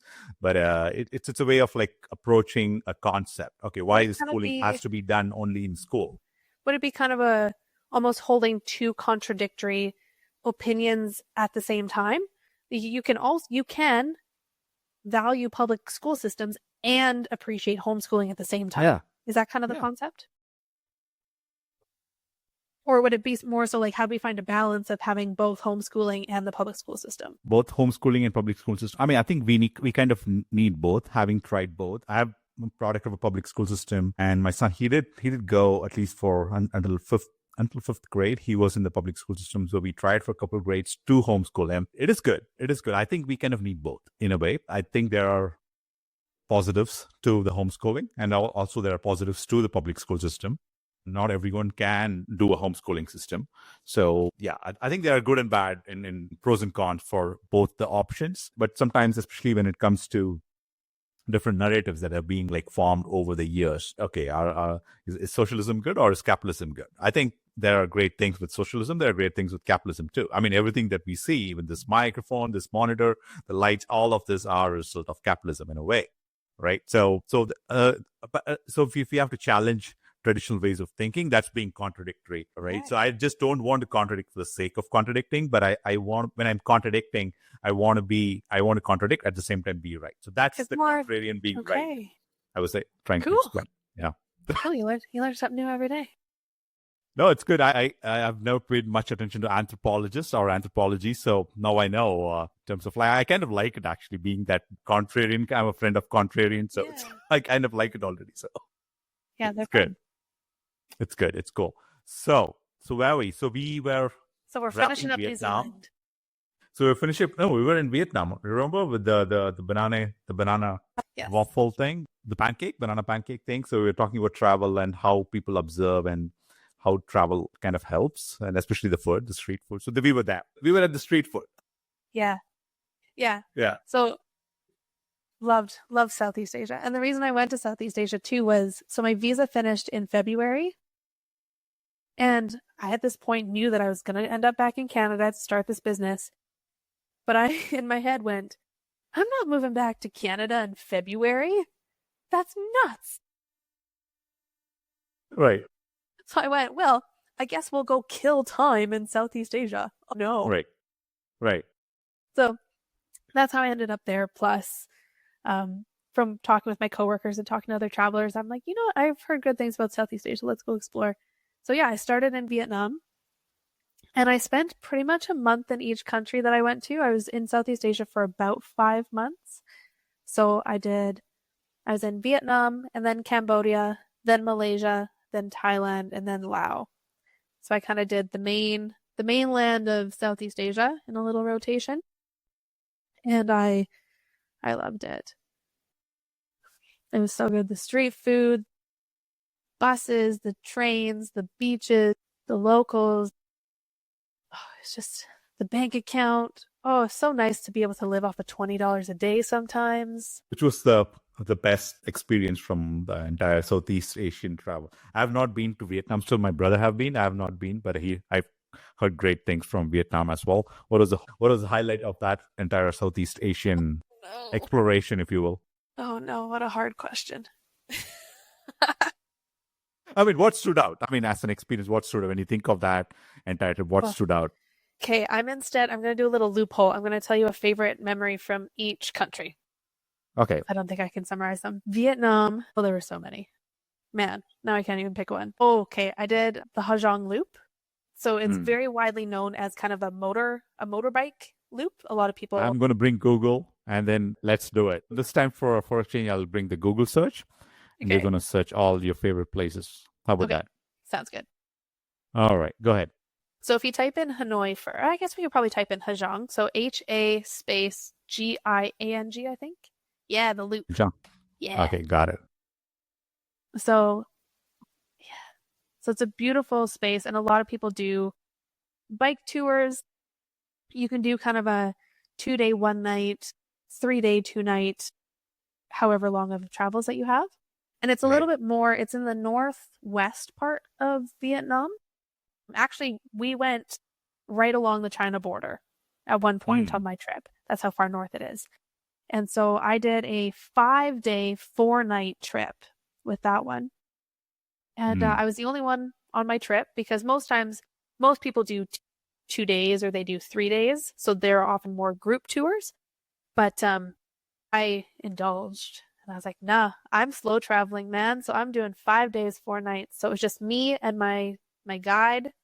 Was me sitting on the back of a bike, not even motorbike. Picture more of a dirt bike type of style. But going 80 kilometers down the road. Right. Yeah, those things. Those little tiny things. Right. So that was probably the highlight of Vietnam, was the Ha Giang Loop, mainly because it was slow travel and I was doing it by myself with my tour guide. So I felt like I got a very authentic experience. There was even one night where the place we were staying, there were no other tourists there. And so the family actually had all gotten together and they were celebrating the 1-month birthday of a newborn child in the family. And so I got to be the only tourist sitting at the table with all these locals celebrating the birthday of their baby, having just authentic food. Not a lick of them spoke English, and it was awesome. It was so awesome. So that was a highlight of Vietnam. A highlight of Cambodia was next. Cambodia, there was actually, I got to swim in bioluminescent plankton, and it was on what's the name of the, Koh Rong, I think, Kohr, yeah, Koh Rong. And so there's 2 islands. There's the big island and the small island. I was in Mapai Bay, which is the purple one on that icon. So I spent time on both islands, but when I was in Mapai Bay, I swam in bioluminescent plankton the one night because there's a little nook kind of in a bay off to the side that was further away from the lights and the traffic and the light pollution. And so me and there was a French guy that was in my hostel room with me. We both went and we swam in it under the full moon. I don't know if it was full moon, but we swam under the moon and it was just, it was so magical. And then we had perfect timing because we left the water and we're cleaning up and we're making our way back at the exact same time that a group of 20 tourists come our way. Like, yes, we missed it. Fantastic. So that was. I'm going to interject you there in terms of like, so you were there. What is that place called? Koh Rong in Cambodia, and enjoying the beach and the half moon or full moon, whatever. I mean, there's a lot of like we get. There's a satisfaction, there's happiness, and so many other things, excitement, enlightenment. There's so many words, right? Yeah. I mean, I like some of these words, but I also don't like some of these words, like checking account, bank account, and dollars and bills. So these are 2 extremes, right? I mean, both are kind of needed or not needed. How do you see the human experience? Like, I'd like to question things. I think that's my way of understanding things. So don't mind me questioning. So people talk about some of these like billionaires. Like, I wish I could just sit in the beach for the rest of my life, but I don't do it because I have a purpose and so blah blah blah. They can speak for hours about it, right? So this is beautiful. The beaches are beautiful. The street food is beautiful. The travel is beautiful. I love it, right? And the opposite side is also like about making sure there's enough money in the bank. Making sure, like, how do you see these 2 extremes, Karli? I mean, just a quick observation from there. I'm sure like it got into your head at some point. Yeah. In terms of emotions or in terms of In terms of like, I feel I spent about 3 good after COVID and whatnot. I spent a good about 3-4 years just studying money, right? Because it is not taught in the schools, right? In terms of like, what is money? What does it actually mean? How is the currency? How is the currency created? I got a lot of good answers, which I found it fascinating, right? And because like the reason I kind of spend more time into money as a topic is because that's something that we revolve around. Everyone revolves around money. Yes. Right? You go to Tim Hortons, buy a tea or a coffee, you pay with your dollars, your debit card or a credit card. So you revolve around money. You spend a lot of time around money. You chase something because that rewards in money again. So if you want to buy something, your next car, your next home, whatever, you need money again.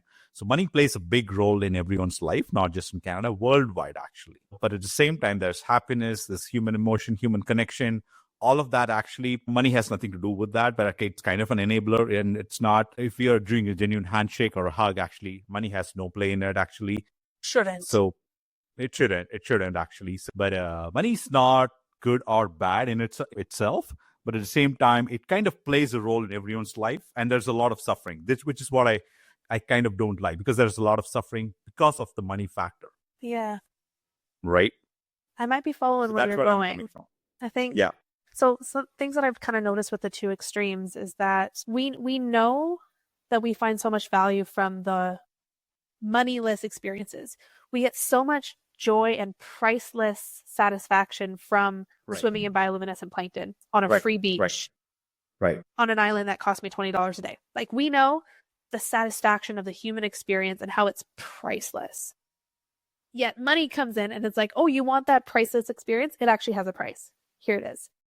And I think that's part of the frustration of where the overlap comes in, or the crossover. It's not necessarily the overlap, but the interjection of one another, is we seem to think that we need money to get experiences. And that actually drives me really nuts about this capitalistic North American society, materialistic society that we live in, is because money is such a crutch and such a tool in everything, it makes you second guess the genuineness of certain interactions. Exactly. And you're like, this isn't, I'm not supposed to pay for this. But then if it's free, then I'm waiting for the other ball to drop, and eventually you'll ask me for money. So it is frustrating, because when you're somewhere on a beach having a priceless experience that was priceless, you're not expecting the other ball to drop. You're not going to come across some guy on the path that's like, that'll be $2. Right. You don't have that. Versus here, you got toll guys everywhere. What are they called? The trolls under the bridge, right? Right. Your payment is due. And you're like, but I was just watching the butterflies. Yep, but it costs you money to cross that path. And you're like, but this is a human experience that's supposed to be free to me. What is going on? Exactly. I don't know if that's kind of where you're going, but that's where my thought was going as you were telling the story. We are commoditizing the human experience. Even little things like going to the gym. You have to pay to keep your body physically active, because our society has been structured in a way that you have to pay for your health. It's like, well, your health should be a default. Your health should just be a given, but we have to now pay for our health. And it's like, wait a minute. I should be able to pick an apple off of a tree and not have to pay for it, because that is my health. That is nature providing for me. Nature's not asking me for money. You are. Right. Yeah, because like many of these, like, okay, because you own a farm or something, all these like titles or anything like that. I go to the lake. I try to spend time with nature as much as I can. Not so much in winter, but in summer as much as I can. So you go observe. I mean, there's a sense of peace. I'm sure you've felt it, like when you're walking in the woods or in the lake or the waters. The mountains and waters always gets me. I love it. It's a natural experience, right? You don't have to pay for it, actually. Humanity, people, they're also part of the nature in a way. But when humans come into the picture, that this kind of like this money system, this capitalistic system kind of comes in between. It kind of intervenes in our livelihood in a way that we wish it doesn't, actually. Like a filter, a barrier. Right. A gate. Right. I mean, yeah, imagine, right? I mean, so why is that? I kind of question that, actually, because today morning show, today's Thursday, yesterday's show, we were talking about like affordability as a topic, as a cost of living topic. And because money currently in its original form, I don't want to get too deep into this rabbit hole unless you want, but I could just stop. Long story short, is like every dollar bill that we use, Canadian dollar, US dollar, until a certain point, it was actually backed by something like a real asset, like a gold. Like gold is a real asset. There's only finite gold in this world, with probably 1 to 2% of inflationary gold mining that they do. But it's backed by a real finite product called gold. But right around 1971, I don't know, the French asked for it or whatever. There's a US president called Richard Nixon. So in 1971, he took a decision that, okay, the currency is not going to be backed by anything. We are taking it off the gold standard. So the French initially kind of triggered it. Hey, give all the gold back that we gave during the World War. Give it back. So they banned gold and they took it off the gold standard. And now it became what the currency was backed by gold. It became a fiat currency, FIAT, fiat currency. So fiat currency, basically, you can print unlimited number of money. Yeah. And inflation keeps going on, right? You can print it and do the war. You can print it and do hundreds of things. You can print it, build the bridges, whatever. You can exactly. So it's a long rabbit hole if you get into it. So that inflation actually costs us our lives actually in a way, because like what used to cost, like let's say the $20 experience. Imagine the same $20 experience. The next time you go to the same place costs you, let's say, $2,000. Yep. Thousands of millions of people wouldn't be able to do it. Yeah. You're never satisfied. The constant production of money means that you're never actually satisfied. And just when you think you have enough, they're like, oh, just kidding, we're boosting prices. So now it's almost an addiction design model where they're like, you're getting comfortable on this? Right. Well, we can't have you pull away from it because we need your addiction. So we're going to ensure that you stay addicted by upping the prices and by upping the struggle or whatever it is. You go to places like Southeast Asia. Yes, money's important. And yes, I'm also generalizing. But money is not the end all be all. It's not. For them. And like community is so much more prevalent. You go to one of my favorite parts about Southeast Asia is, well, weather plays a role, but everyone's outside. The community elements, the kids are playing in the street, the neighboring restaurants are having a conversation in the front. They're not running around. It's just so different. Even though they're almost trained by us to obsess with money. If the Westerners weren't there, they would not obsess. They're only obsessed with money because we're obsessed with money. It's crazy. It's crazy. It's a deep rabbit hole, and I was concluding the thought in the conversation because the only kind of the control from the quote unquote like the government point of view is like they can put unlimited number of money, right? And the cost of inflation actually costs people's their entire lives actually. And now they're flirting around with the concept of like having 50-year mortgages, which doesn't make any sense. 25-year didn't make any sense. Now they're flirting with 50-year mortgages, which is like, what are we even doing here, right? So that's a question that you arrive at.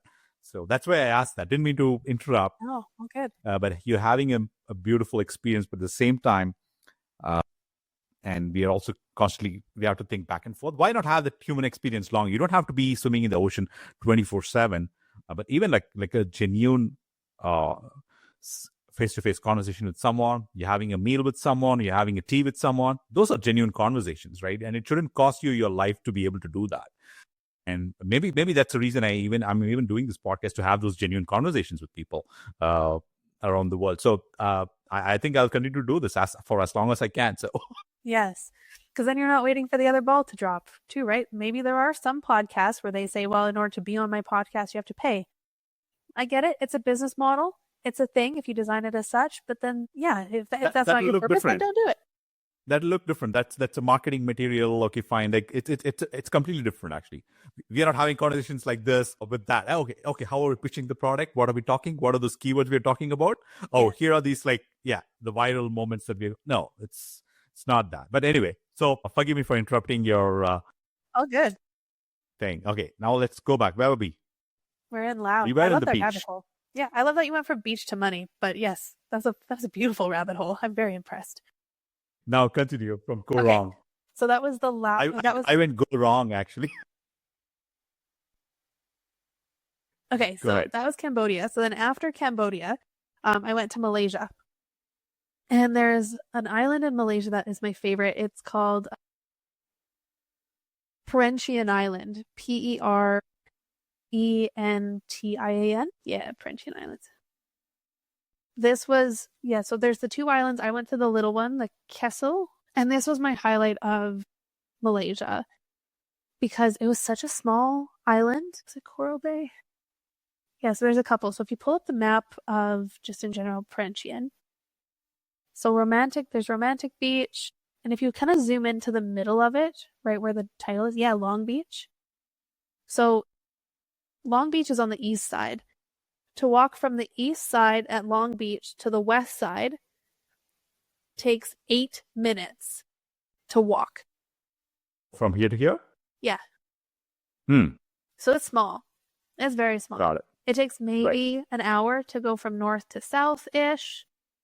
There's no vehicles. There's no bikes. The way you get around is boat. Got it. And okay. I love Perhentian. I was there for maybe a week. And there was just something about it that just felt very what's the term I want to use? Genuine, maybe? There's some people that grew up in Parentian, or they grew up on Parentian is the emphasis of the statement. Like there's one guy that I met, he was born and raised there, and he works there, and he's a fire dancer there. So they do fire performances on the beach almost every night. I'm like, this is incredible. And he's got his buddies, and his buddies, they all come back every tourist season, if you will.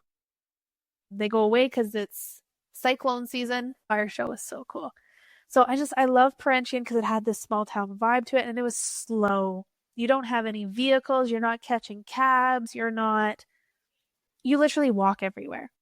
And it was so amazing. And they have really good snorkeling and scuba diving. I think it's actually known in the world as one of the cheapest places in the entire world to get your scuba diving license, or to scuba dive in general. So a lot of people will go to Malaysia to get their scuba license because it's cheap. I didn't go scuba diving because I decided that it was not a monetary priority at the time. I prioritized longevity of the trip rather than a license that I didn't know when I would use next.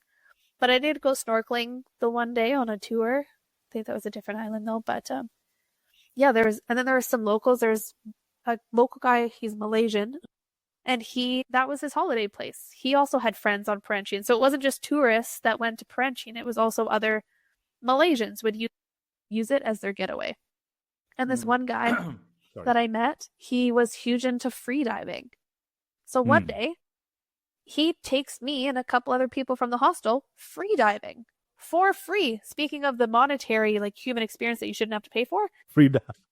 He just took us free diving, and I was not good at it whatsoever. Holding my breath underwater is a skill set that I'm still working on.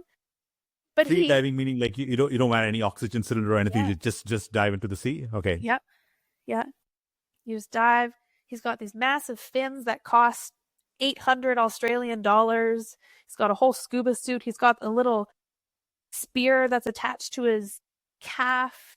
He's got the whole getup. But yeah, they free dive. They just go and maybe a snorkel. Not really. Mm-mm. But yeah, so that was Parentian as a whole was one of my highlights for Malaysia. And then Thailand was a little bit different, mainly because I wasn't a big fan of Thailand, honestly.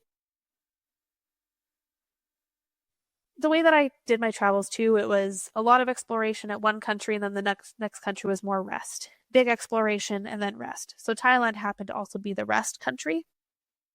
And so I didn't do a lot of touring. So I spent maybe 3 weeks on the Koh Phangan Island, kind of in the southeast. Kohph, kind of. Yeah, you got it. Koh Phangan. So I spent 3 weeks on Koh Phangan, and then there's a neighboring island called Koh Tao. I spent a lot of time there. And it was good. It was, again, just slow. Didn't really do much. I went to a full moon party once. That's the main reason I went to Koh Phangan, is because they're known for their full moon parties. I'm like, well, better experience this. So did that, and just some beaches. The bungalow that I stayed at, I happened to befriend the bungalow owner. Again, I'm really glad you brought up this whole money experience thing. Like, I had a lot of beautiful experiences that I did not have to pay for. Right. I don't know if it's because I'm a young blonde woman, or if it's because I was in the right place at the right time, or because I was a solo traveler. I don't know. But the one bungalow I was staying at, I befriended the owner, and he took me on all sorts of beautiful experiences. We went fishing a couple times. We went night fishing. We went morning fishing. So night fishing was really cool. And so we're catching a lot of squid, actually, and a couple other fish. And then morning fishing, for whatever reason, I thought it was a brilliant idea to do it the morning after the full moon party. So I think I got an hour and a half of sleep before we had to get up and get going before sunrise. But like, that was also beautiful because I'm laying in the boat. There's a local that's taking me on this tour, and I'm just laying in the boat as the sun is rising over the ocean. I'm like, this is amazing. So he's catching fish, he's catching squid, he's tossing them into the boat. There's fish all around me, there's squid all around me. And then at one point he takes me snorkeling, and so we're kind of exploring some of the little nooks And then he gives me a mango because he brought me some snacks. So now I'm eating a mango in the middle of the ocean after doing a morning boat and fishing and all that kind of stuff. I'm like, man, what a good life. And it costs me nothing. This is fantastic. And then oftentimes too, after the night fishing and the morning fishing, this bungalow owner was determined that I cook the food. He's like, you're going to learn. I was like, oh, okay. So I learned how to scale a fish. I learned how to gut a fish. I learned how to gut a squid. He then showed me how to barbecue it. So I barbecued the fish. I barbecued the squid. The one day some of the squid, when he caught it, he intentionally put it out in the sun to dry out during the day. Right. And then we finished it off on the barbecue or the oven, the fire pit. And we had squid jerky. Because he dried it throughout the day, and then we finished drying it, and we had jerky made out of squid. What? Amazing. So, a lot of those kind of experiences were really cool. Beautiful. That was Thailand. I also explored the north a little bit, which was really nice, but I'm trying to stick to just one highlight per country. After that, I went to Laos. What was my highlight from Laos? Again, there's a lot of highlight. Oh, probably there's going to be a trend to a lot of my highlight moments, as you'll probably notice. In the north of Laos. I can tell. Yeah. The beaches, I can feel the beaches, actually. So there's... Well, this next one's not... You tend to like the beaches. This next one's not beach. This next one is up in the forest. It's... I don't remember what it was called, because not a lot of tourists go there, and it was kind of we can search it out. Yeah, if you zoom in above Luang Prabang, kind of closer to closer to the north. Namba. Luang Namtha in the very top left. Yeah, Namtha. Luang Nam. Yeah, so that's where I went for this story. And not a lot of tourists seem to go there. You kind of had to get on the train and go all the way to the north. I think the next stop, or maybe 2 stops later, was China on the train. So it's very close up there. But I went because I wanted to do a jungle trek, which I also did in Malaysia, but I couldn't pick that one as my favorite because French. It would have been second. My little jungle trek in Malaysia was a second. But in Namtha, I did a 3-day, 2-night trek in the jungle. And again, it was just me and the tour guide because it happened to be rainy season. And I did not have the right shoes whatsoever. But yeah, so it's just me and the tour guide. And the first night that we stay there, they also take care of everything. We are they're cutting off banana leaves from the trees. They're using it to wrap the food. And they're cooking our food in these banana leaves in the fires. And we're eating things with our hands, just straight from the leaves. It was incredible. There's sometimes that we're picking things along the way that we're going to eat. The first night was in this bare bones of a structure where literally no walls. There was a roof, there was a floor, there were no walls. And we were right along a ravine, and it was just the 2 of us, and it was so peaceful. It was amazing. And then the next night we stayed at a village. So it was a very local village. It might be that picture in the middle with the dirt, kind of the clay dirt. It might have even been that village or something very similar. And so the second place we stayed was there. So we kind of got a little bit more of a taste for the authentic small towns. And even that town had a different language than the main of Laos. So Lao, I think just Lao is the main language. But this village had different language. Lao was their second language. And they were also taught English a little bit. So when we're in this village, at one point, the organization that I went with, they had kind of a designated house that was their house. But when we weren't there, it became the hangout spot for all of the teenagers. So we're there, but the teenagers are still coming and using the space. And it was so fascinating because teenagers are the same regardless of where you go. They have cell phones. Also, by the way, they have cell phones. They're watching YouTube. They're watching the same things that we are, but they're watching it from this kind of world where they don't have indoor plumbing.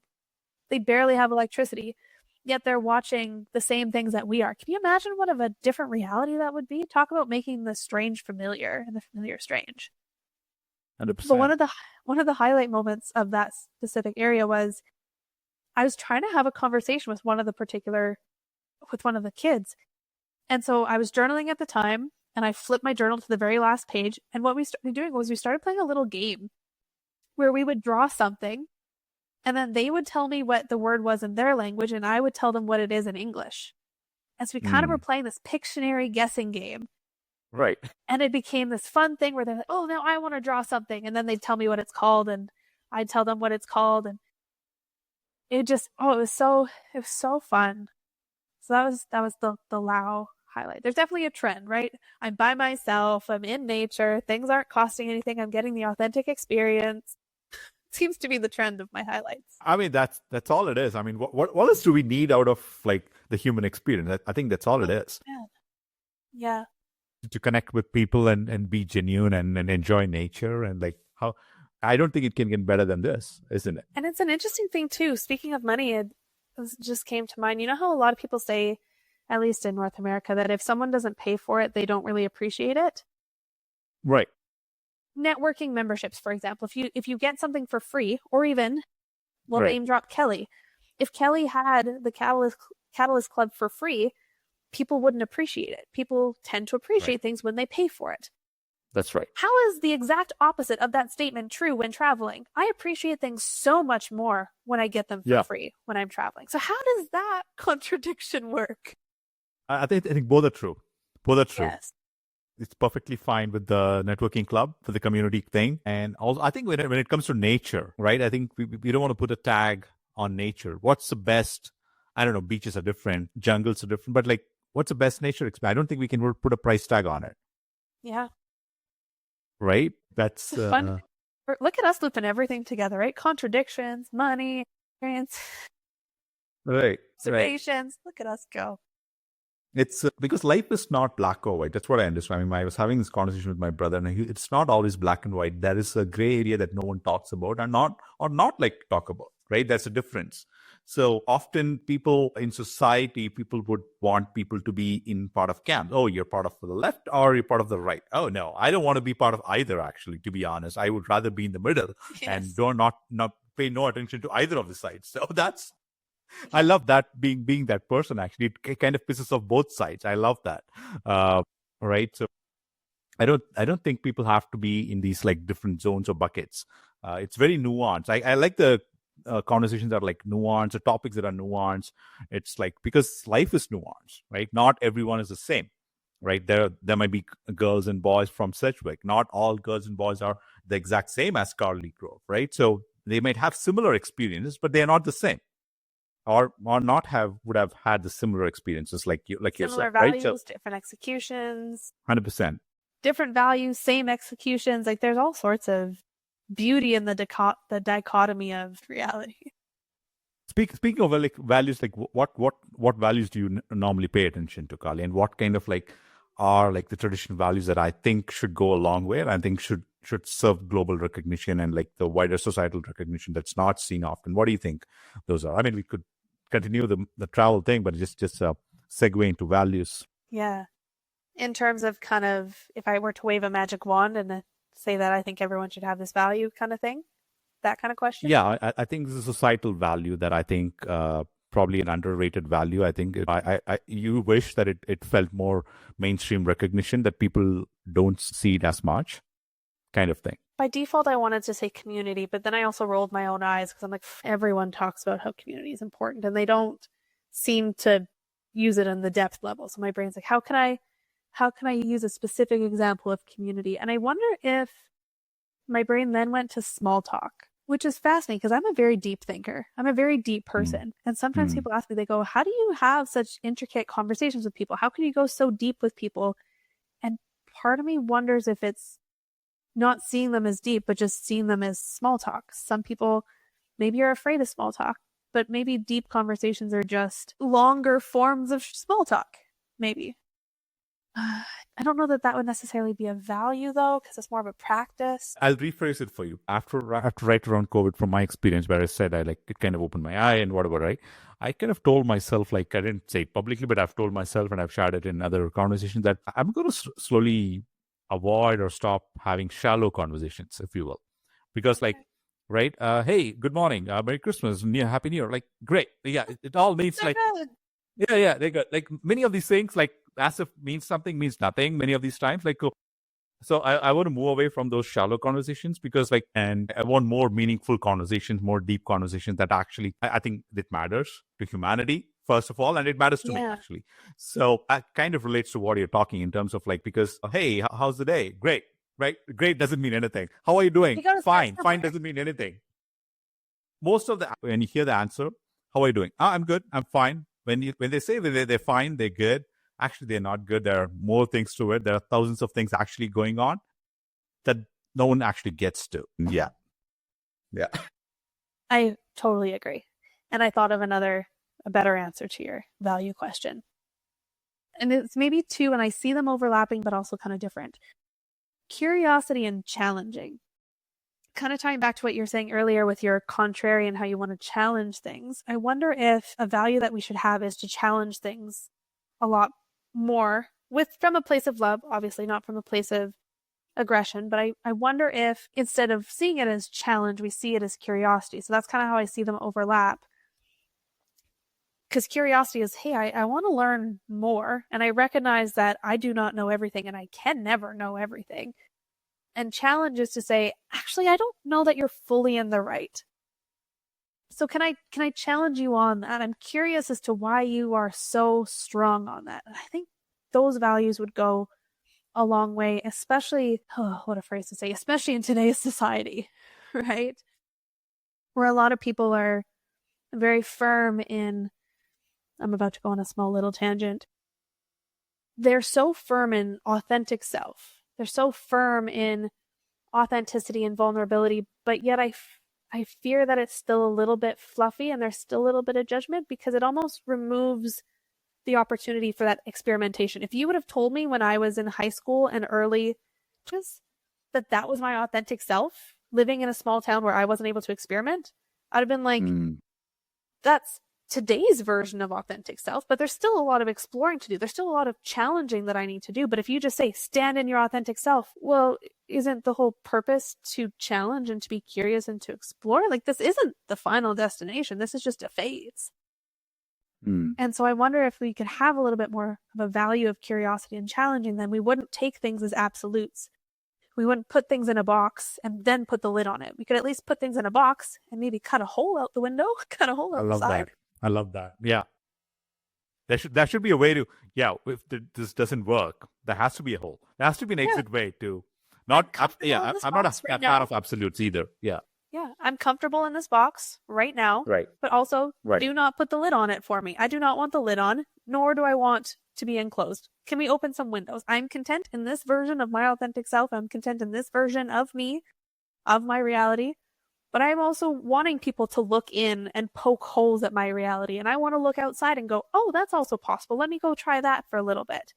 Even if it looks like, hey, I'm still content in my box, but I want to change it a different color because my neighbors changed the color. That's kind of cool. So things like that, I think curiosity and challenging could go a long way in kind of especially that type of context. And a way to challenge things. Yeah, absolutely. Why not? Right? I mean, I don't think there's anything wrong in being curious, and nothing is set in stone. Nothing is actually set in stone. There are many things that needs to be challenged to form a new opinion, right? I mean, or to come to not even an opinion, to come to get a different answer, to get to a different conclusion of something that was set in stone, which shouldn't have been set in stone in first place. Well, how many things in science were once upon a time set in stone? Right. Diabetes was the sugar disease, I think, or something. Right. Sugar, whatever it was, right? Whatever. Things were set in stone that if this happens, this will follow. And then science evolves and it goes, actually, if that was a byproduct or that was a result or that was the beginning or there's just, it always changes. So whatever is definitive now will not be definitive in the future. Right. I love that, actually. That's beautiful. Okay. Good. No, this is good. I think we have to do 5-part conversation, like episode 1.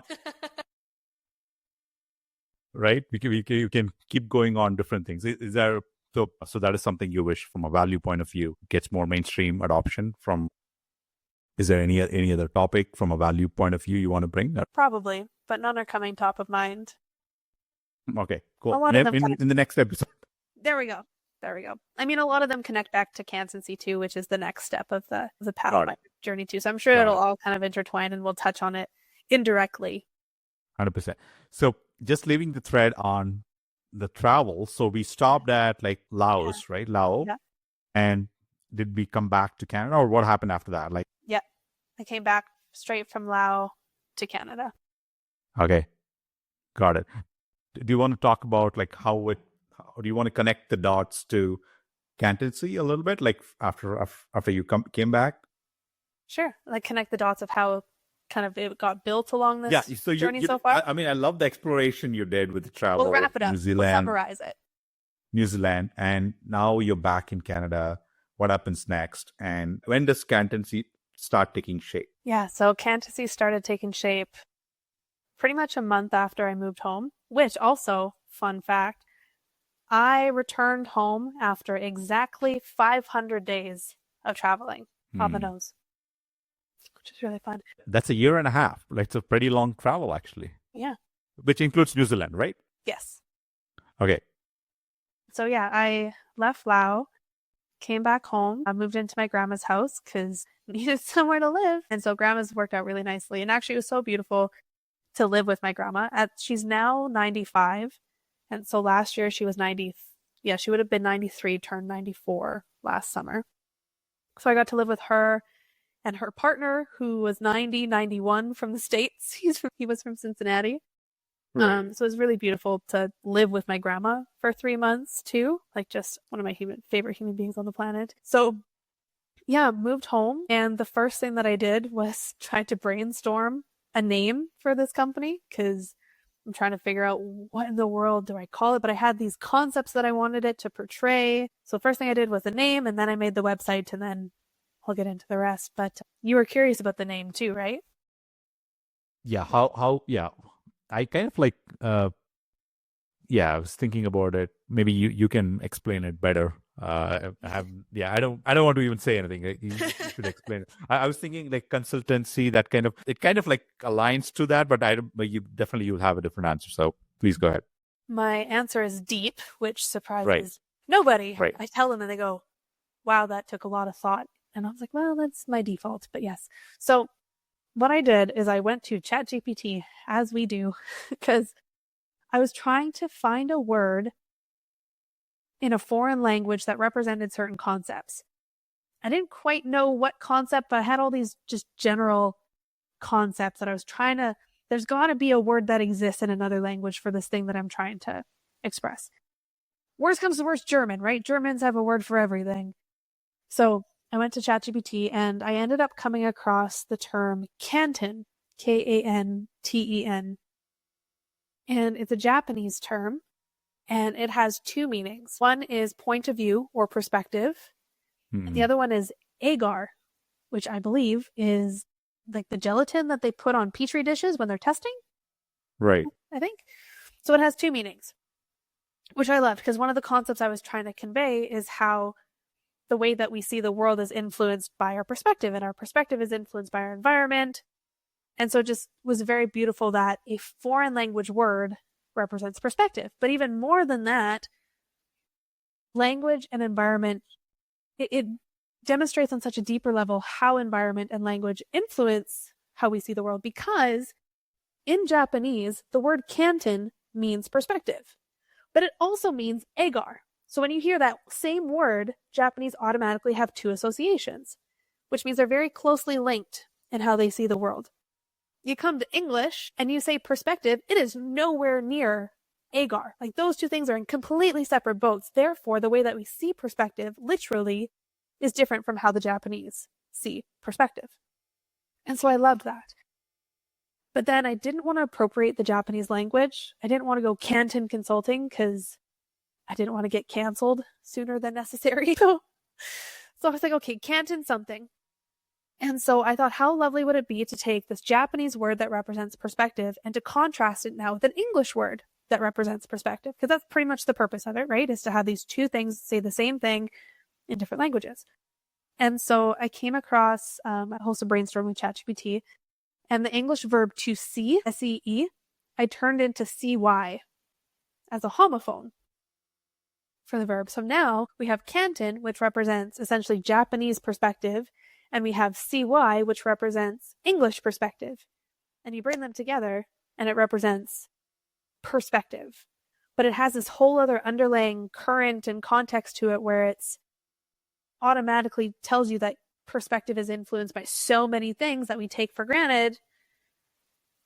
That's Kantency.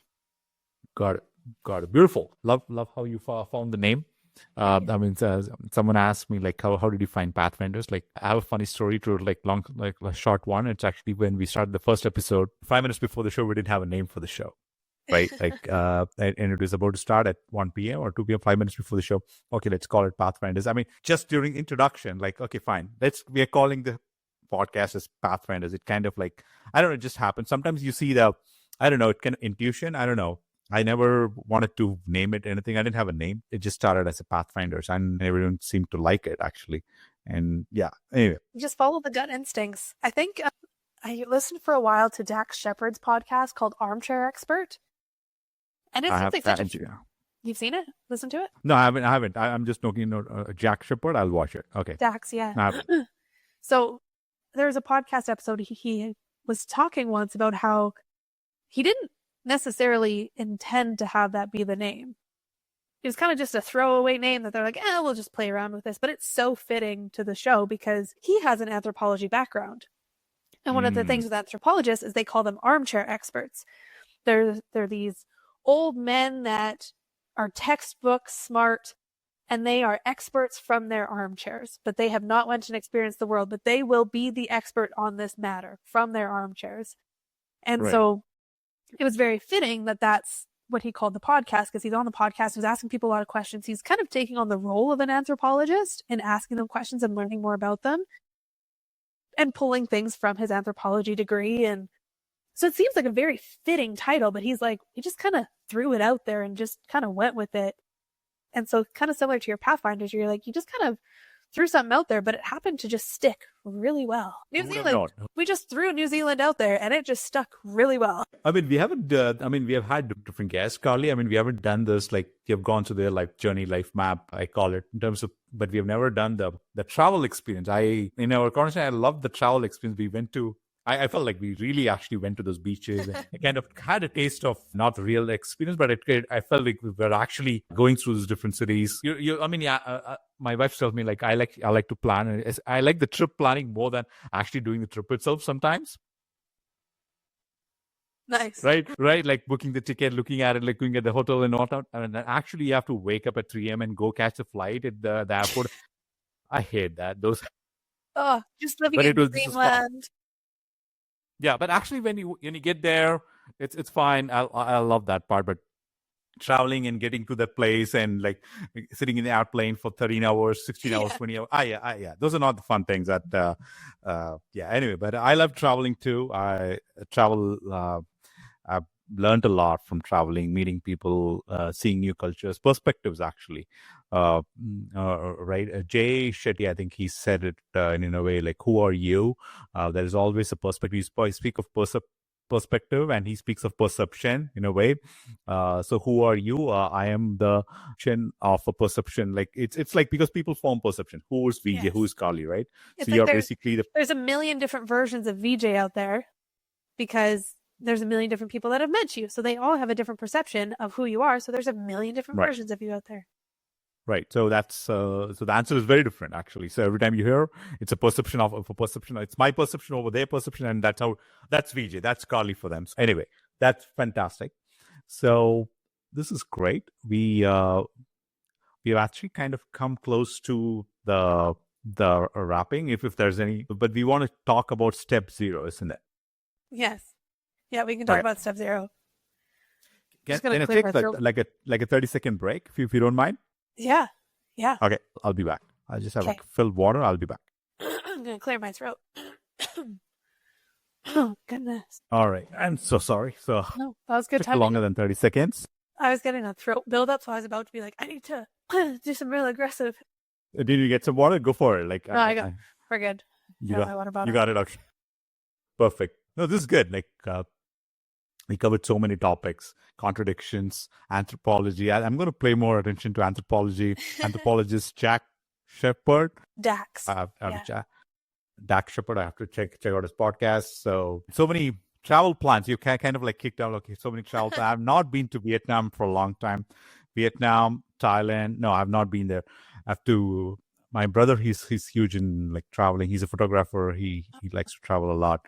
So yeah. So you have triggered some travel plans for me in the future. So thank you. Yeah.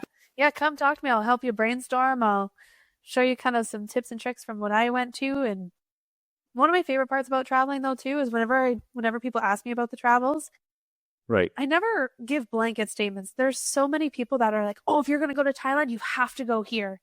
If you're going to go to Vietnam, you have to go here." And I go, "No, what do you like? Do you like food? Do you like beaches? Do you like nature? Do you like authenticity? Do you like the popular Instagrammable places? What do you like? That's going to determine what I suggest." Right. Now that I know, so I will. Yes. So we want to talk about, we spoke about the naming of Kantency, and you have the step 0, which you have coined on your website. It's there. I've kind of, I know an earlier version of it, but it's best to come from your own words. Oh, it's been a journey to get to step 0, which is very ironic. So Kantency, what she is, I always refer to her as her own entity, because she is her own being. She is sassy. Holy man, she's dramatic. But yeah, so she takes on this form right now of organizational change. And kind of what we're saying with the taking a step back, seeing things from a bigger picture, like what's the root of things going on when we're navigating change? What's the hidden influences going on? What kind of perspectives are dictating the way we see things? And is that alone the limitation to change? And so trying to figure out a way to explain Kantency and to explain the company was really hard for a long time. Even I started off with, and so I went from not even being able to condense it in 30 minutes to now I can condense it in 5 characters, which is nuts. So step 0, what it represents is taking a step back and looking at the big picture. Contradictorily enough, that's not a word. Most times when it comes to change, people think we have to barrel ahead. Change is what's next. The best change for me is what's next. But oftentimes we're making that decision out of some form of tunnel vision, because we've got these blinders, we've got these restrictions, whether it's our environment, our experiences, our beliefs, what other people are telling us. We think that this is what we have to do. Success is this thing right ahead of us. Dial in and you'll get there. But oftentimes a more sustainable change can be found by taking a bigger picture perspective and taking that step back and realizing that maybe the best change isn't the maybe it's not the one right in front of you, but maybe it's one that you've already tried in the past, but there's just a small element of it that we need to tweak, and then it'll give you the solution that you want. Or connecting back to the insurance company, tunnel vision of here's what the industry wants us to do, here's what the bandwagon says. But if we take a step back, we realize, wait a minute, that doesn't work for our small town, but what elements can we pull where we can still use that, but still kind of keep on track for what works for us? So step 0 is essentially, if implementing change is step 1, Kantency is step 0. Before you go and implement a change, let's pause, let's take a step back and see, is this going to be a change that actually solves the root issue, which we can really only see when we look at the big picture. And the example that I like to give is sometimes when people have tunnel vision on, they go, we need to increase marketing. We need more sale, whatever it is, right? The solution that they see is we need to increase the marketing budget. However, if you take a step back to step 0, we can say things like, okay, well, here, I see why you think you need that. However, unless you take a step back and first increase customer retention, it's not going to matter how much money you dump into marketing. You're going to have that same problem come back in 6 months, but with a different flavor. So now you're caught in this loop of insanity. But if we can instead, step 0, take a step back and see kind of how those red threads all connect and where the source comes from, we can do that bottom-up change rather than a top-down change. Instead of increasing marketing and expecting everything to follow suit by pushing you down, we can take a step back and go, okay, we increase customer retention. And once that organically is solved, then it naturally flows into customer loyalty, which then naturally flows into promotions, which then naturally flows into increased sales, whatever it is, right? Rather than trying to push down promotions first. Right. So Kantency is all about the step zero. How do we take a step back? And kind of what we were saying with humanity and kind of early in our conversation, I can't remember the exact words that we were saying, but how everyone has their own little unique flares to things. Right. And that's kind of where it comes in too, is a change that works for one business might not work for the next. Even though, let's take a restaurant in Edmonton that has 3 locations, one on the west, one on the east, one on the north. It's the same ownership. It's the same decoration. It's the same menu. You know what's different? A lot of things are different. It's different staff. It's a different chef. It's a different food delivery route. It's a different, maybe one is business, maybe one's industry and one's community and one's kids.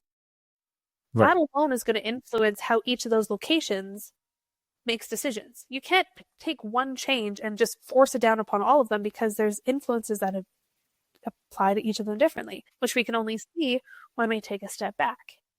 So step zero is all about taking a step back first to find the root of things before we go and just blindly implement what we think is the best decision.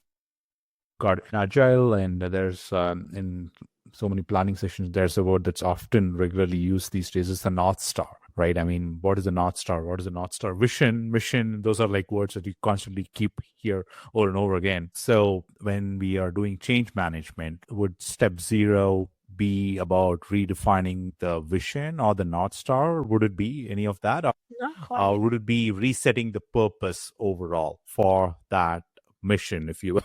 Kind of all and none of the above. And I'm really happy you said the North Star, because our whole branding, part of the step zero realization was we also kind of shifted our branding a little bit. That water thing that we were obsessed with, we still use it, but it's not as prevalent. We now use mapping as a big metaphor for our branding. And North Star is one of them. Like, we have a package and it's literally called the North Star package. It's to kind of help give a little bit of direction. Step zero is the map itself. When you're planning your trips, you're at step zero. You're not taking any official steps yet. You're planning like the big picture of your trip. You're creating the map of like, okay, here's kind of where I want to go. Here's what's important. And here's some obstacles maybe along the way to keep an eye out for. And step zero is, say you create the map and you keep going and you're in the middle, you're trekking, and then all of a sudden you're lost. And you're like, wait a minute. How did we get off track? What's going on? We could look for the North Star. That is one technique. But step zero, what it is, it's bringing the map back out. Instead of, if you're lost and in the middle of a jungle, step one, like most people do, would just be to keep going forward. Well, let's just keep going. We'll figure it out eventually.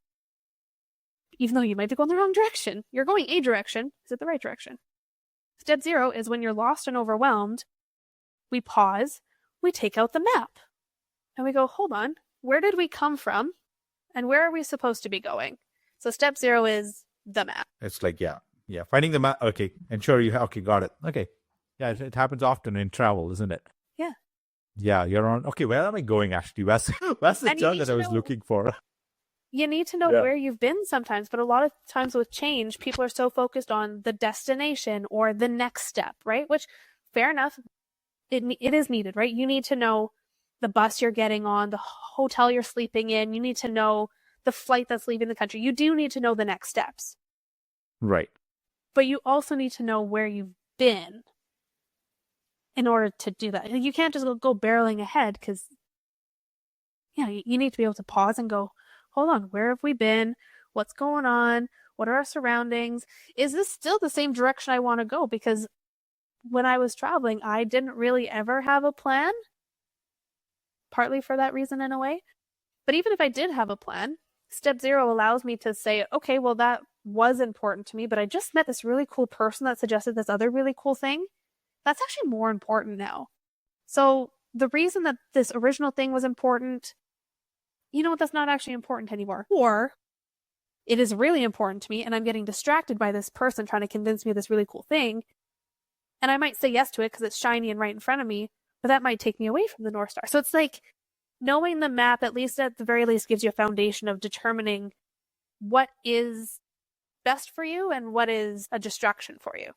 And it can change. Got it. Well, one observation in terms of like the whole change management as a concept, right? I mean, like I couldn't help but ask, but in terms of like the last thing, especially when it comes to businesses and corporations and organizations, is like they struggle with change management actually, right? Bringing about a change is, I mean, they have a set way of doing things. I'm totally fine doing this in Excel. I don't need this new software, new CRM or anything like that. I'm totally fine with the printer that works perfectly fine. I don't need the modern machine, modern tool. So the change management has always been difficult with the organizations I've seen, small, big, and large. How do we navigate the change management? Okay, there are 100 people, and we come up with a new plan. Let's say 500 employees are there. I said 100, maybe it's 100 or 500, whatever the size of the organization is. We come up with a new plan, and how do we bring about the change? Because organizations struggle with it. Like, what's your observation on it? Not really an easy answer, unfortunately. And some people listening might be like, oh, Karli, again, do your research or whatever they want to say. But to me, it's if you're going to do a big change, then you need big buy-in. And in order to get big buy-in, you have to have big conversations with the people that are involved. If you're going to do big change with no buy-in, things are going to fall apart. So do you need the big change? Can you do like a bite-sized change in the meantime? Can you, people seem to go so 0 to 100 when it comes to their changes instead of transitions, or maybe they think that there's transitions in the change model because as part of the process, there's different phases to change implementation, but you're still having a goal of a 180 flip.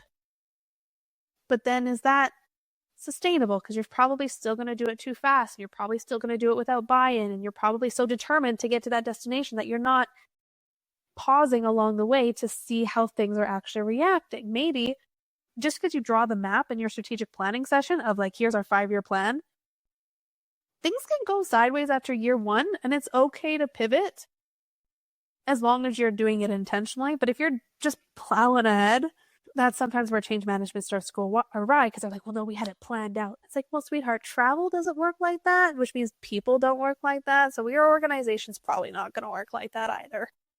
Right. No, I agree, because like without the buy-in, the change, it's not going to be effective or it's not going to stick, right? So I get that. Yeah, 100%. That's beautiful.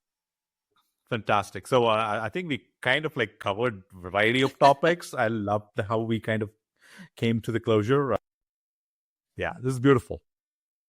What else? Like, is there any other topic that you want to cover, Karli?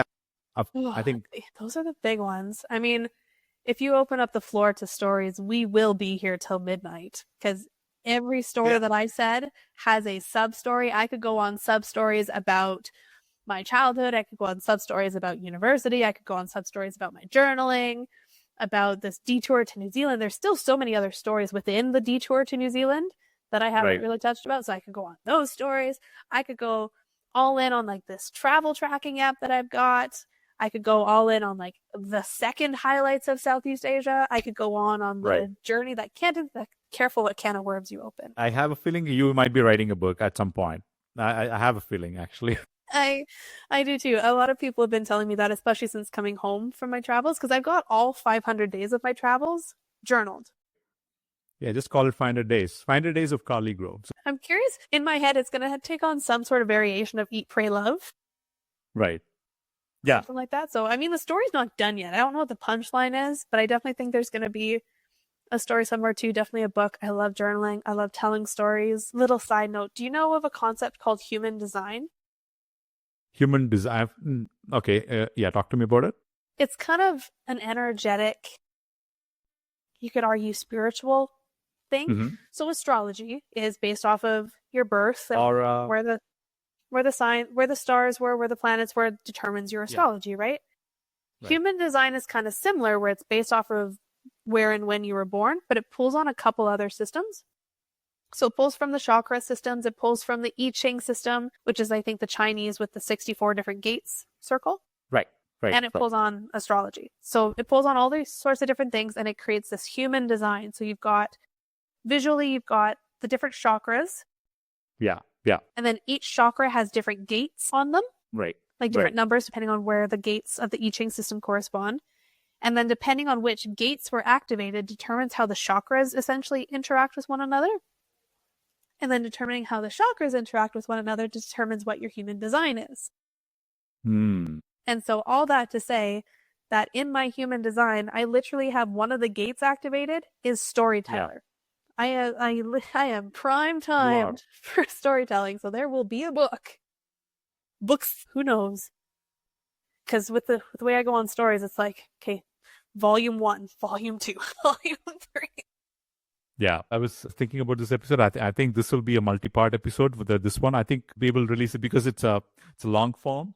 Yes. So I think we will release it together, but it will be a multi-part, like episode 1, episode 2, something like that. Part 1, part 2, whatever we want to call it. So I think to have enough viewership or whatever. Like anyway, but I think this is beautiful. I'm so glad that you're flexible with timing too. When you kind of initially said the time frame, I was like, we're probably going to go past that. No, the longest we have been is like I think 2 hours and 32 minutes. We're almost there. So we're almost there. That's that's been the longest I think on Pathfinders. But like when we actually edited it, kind of like shrunk. So all these like empty portions, the water taking, and all that 1 or 2 minutes, it'll shrink. But anyway, this is beautiful, Karli. I just have one last question. So what do you want to leave the listeners with, anyone who has the audacity to listen to this full conversation, to that person, to that change maker? What do you want to tell that person? Oh, man, these are great questions. It's like the deathbed question. Like, what kind of wisdom would you leave on your deathbed? Oh, I don't know. Something ridiculous, probably. No, in 25, I'm sure it changes over time. I mean, what? I think it doesn't have to be absolute, Karli. I think the one concept I think I really like from our conversation is like absolutes are actually kind of destructive in a way if you don't have an exit to it, right? I mean, even the wisdom piece that 10 years ago, what I thought was absolute priority, is it actually? It doesn't have to be absolute, right? And that's kind of where I was kind of going to with, as my brain was percolating, I was thinking on the whole releasing resistance. I know people say surrender control, which seems very daunting even to me. And I go, I don't know about that. But what I can do is release resistance. We listened to my whole story of how I just kind of followed the flow of things. Oh, okay, I can't get on my original flight to New Zealand. Okay, I'll detour. Oh, okay, well, we'll detour. Oh, okay, well, we'll detour. So I wonder if maybe a takeaway is some sort of releasing resistance, but specifically for the journey of experiencing humanity. Because we can't control things. And if I had controlled the New Zealand narrative, I wouldn't have had the Cedric, insurance, Hawaii story. I could not have controlled that. But I just went with the flow and went, how beautiful. How beautiful that this all came together in ways that you could not write in your wildest dreams. Versus some people, they hold on so tightly because, like, granted, change is really scary. I get it. But what a part about change is scary to you? Maybe dive a little bit deeper into that. What part of change is scary, and navigate around that a little bit. To me, change is not concrete, so I'm perfectly fine with going with the flow to an extent. If you make plans with me and we make a plan and I say I'm going to meet you at 7 o'clock and you show up at 7:30, I'm going to not be happy. I'm not going with the flow. Right. But if you say, hey, let's hang out Saturday and I'll come to your house and we have no plans, we'll go with the flow. Fantastic. Let's go with the flow. Right. So, yeah, you got it. That doesn't really have a nice bow on it, but the general concept of... I'll ask you a different way. I mean, maybe every time when you're exploring different things, you're meeting with people, connecting with people, curiosity, change making, step 0, Kantency, so many other things. And I think you have a natural way of understanding what the person is actually, where the other person is coming from, and you want to get the perspective so that you can introspect yourself and you can actually respond back. So what's the top 1 or 2 questions that you would ask in terms of, like, not just bringing about change, but in general when approaching any topic or any organization? What is that 1 question or 2 questions that, like, you wish, like, more people ask more people? It's like, is this something you do, but you wish also more people did it? I don't have a set specific Rolodex of questions. I kind of go with the flow of things, but I like your question. I want to think on it for a minute. What kind of questions would we ask people or tell people to encourage them to kind of dive a little deeper into things is essentially the premise. To challenge. Yeah, because the moment, like, let's say you define something, you go 1 or 2 steps deeper, the meaning completely changes and the context changes, the nuance changes for every topic, actually. Right? I mean, let's say another person from Sedgwick goes to the exact same city in New Zealand, and let's say works in the exact same Sedgwick office, they might have a totally different experience. Totally, yeah. Okay? So this is what I'm talking about. Let me rephrase it to make it easier. It's not just you. It's also my brain. My brain works a little bit differently. It's your brain? Yeah. Yeah. I have this thing called aphantasia, which means I cannot visualize. If I close my eyes and picture an apple, I just see blackness. So, like, things don't just come to me. I can't. It takes a little bit to to get them to come up. I'll help you out. Someone shares about a topic, right? And let's say it talks about a problem they have in the organization. Or someone talks about some experience that they're talking about, right? Whatever, right? So you want to go a couple of levels deeper to that, right? Let's say, hey, here is the problem that we're going through. Of course, that is not the problem. If you go deeper, the real problem might be something else, right? So that helped. Yeah. How do you get there? I'd probably ask questions that get them to go back in time. Like, I would almost ask questions that map out the trail of how we got here. Okay, so this is the issue. Okay, so this is the issue now. What caused that issue? Okay, so that is what caused the issue. Okay, well, what happened before that?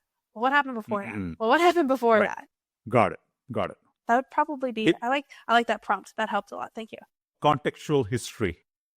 Yeah. Gives more definition to that actual topic or the problem. Yeah, because then you're painting a bigger picture by default. You're taking that step back and realizing that this current situation, I use an example of if we were to be in person and I punch you in the shoulder. If you just say, why did you punch me in the shoulder? I'd be like, well, because I wanted to. Sometimes we just stop there and go, well, don't punch him in the shoulder then. That wasn't very nice. So we need to make sure that you never punch someone in the shoulder again. But by asking kind of those previous questions, it's like, okay, well, why'd you punch me in the shoulder? Well, because you said something that I didn't like. Okay, well, what about it didn't you like? Okay, well, where did that come from? Where did you initially hear that you don't like that term? Or maybe you're like, I'm tired or I slipped. And okay, well, what did you have for breakfast? Like, was your food off today? Well, why does your fridge have no food in it? Oh, okay, well, and then you can kind of dissect the origin of me punching you in the shoulder rather than saying, never punch me in the shoulder again. We can go, okay, well, what happened? Right.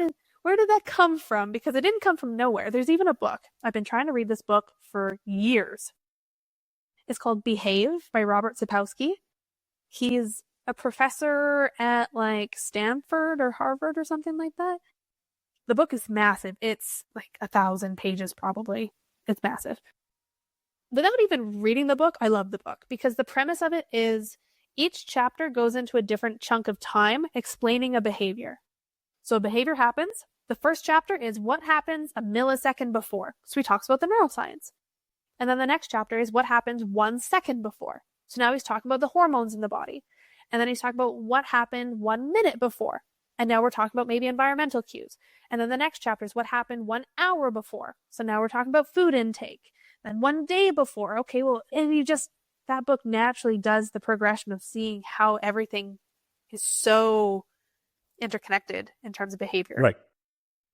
The one book I would recommend anyone reading it to. I recommend it to all friends and everyone I know is like the Almanac of Naval Ravikant. It's a beautiful book. It talks about a wide range of topics. It talks about humanity. It talks about time. It talks about money. It talks about capitalism. It talks about what is working, what is not working. This book is not written by him. Actually, it's a book written by for the person. It's not even an autobiography. It's actually a summary of some of his tweets and blogs and summarized into a book. It's called the Almanac of Naval Ravikant. I map out. Yeah, it's right here. So this is the book.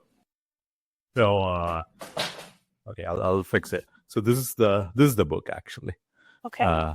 Cool. By Eric Jorgensen. I'll ping you the link. I'll send you the. Awesome. Yeah. Guide yeah. So this is beautiful. It's a beautiful book.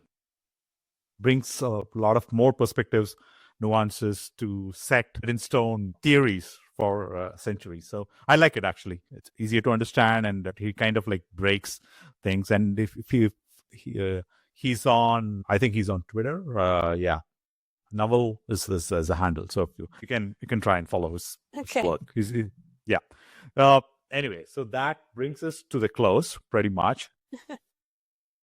I think this will be one of the longest podcasts, I think. A little celebration moment. It wouldn't be a conversation with me if we didn't go off the rails a couple times. You know what? Had we done it last week, which was our original scheduled time, I doubt I could have gone this longer, because like our last week, we rescheduled it, remember? Yeah. From our last. So it's good we rescheduled it. So yeah, but I don't think it would have been this long. I had a fever, and Yes. So I'm glad we rescheduled. So this is so good. For a reason. Low resistance, go with the flow, adapt along the way. There we go. Kantency, Step Zero, Karli Grove. It's been an absolute pleasure. Thank you for being an amazing guest at Pathfinders. Thank you for your incredible questions. Wonderful. Thank you. Now,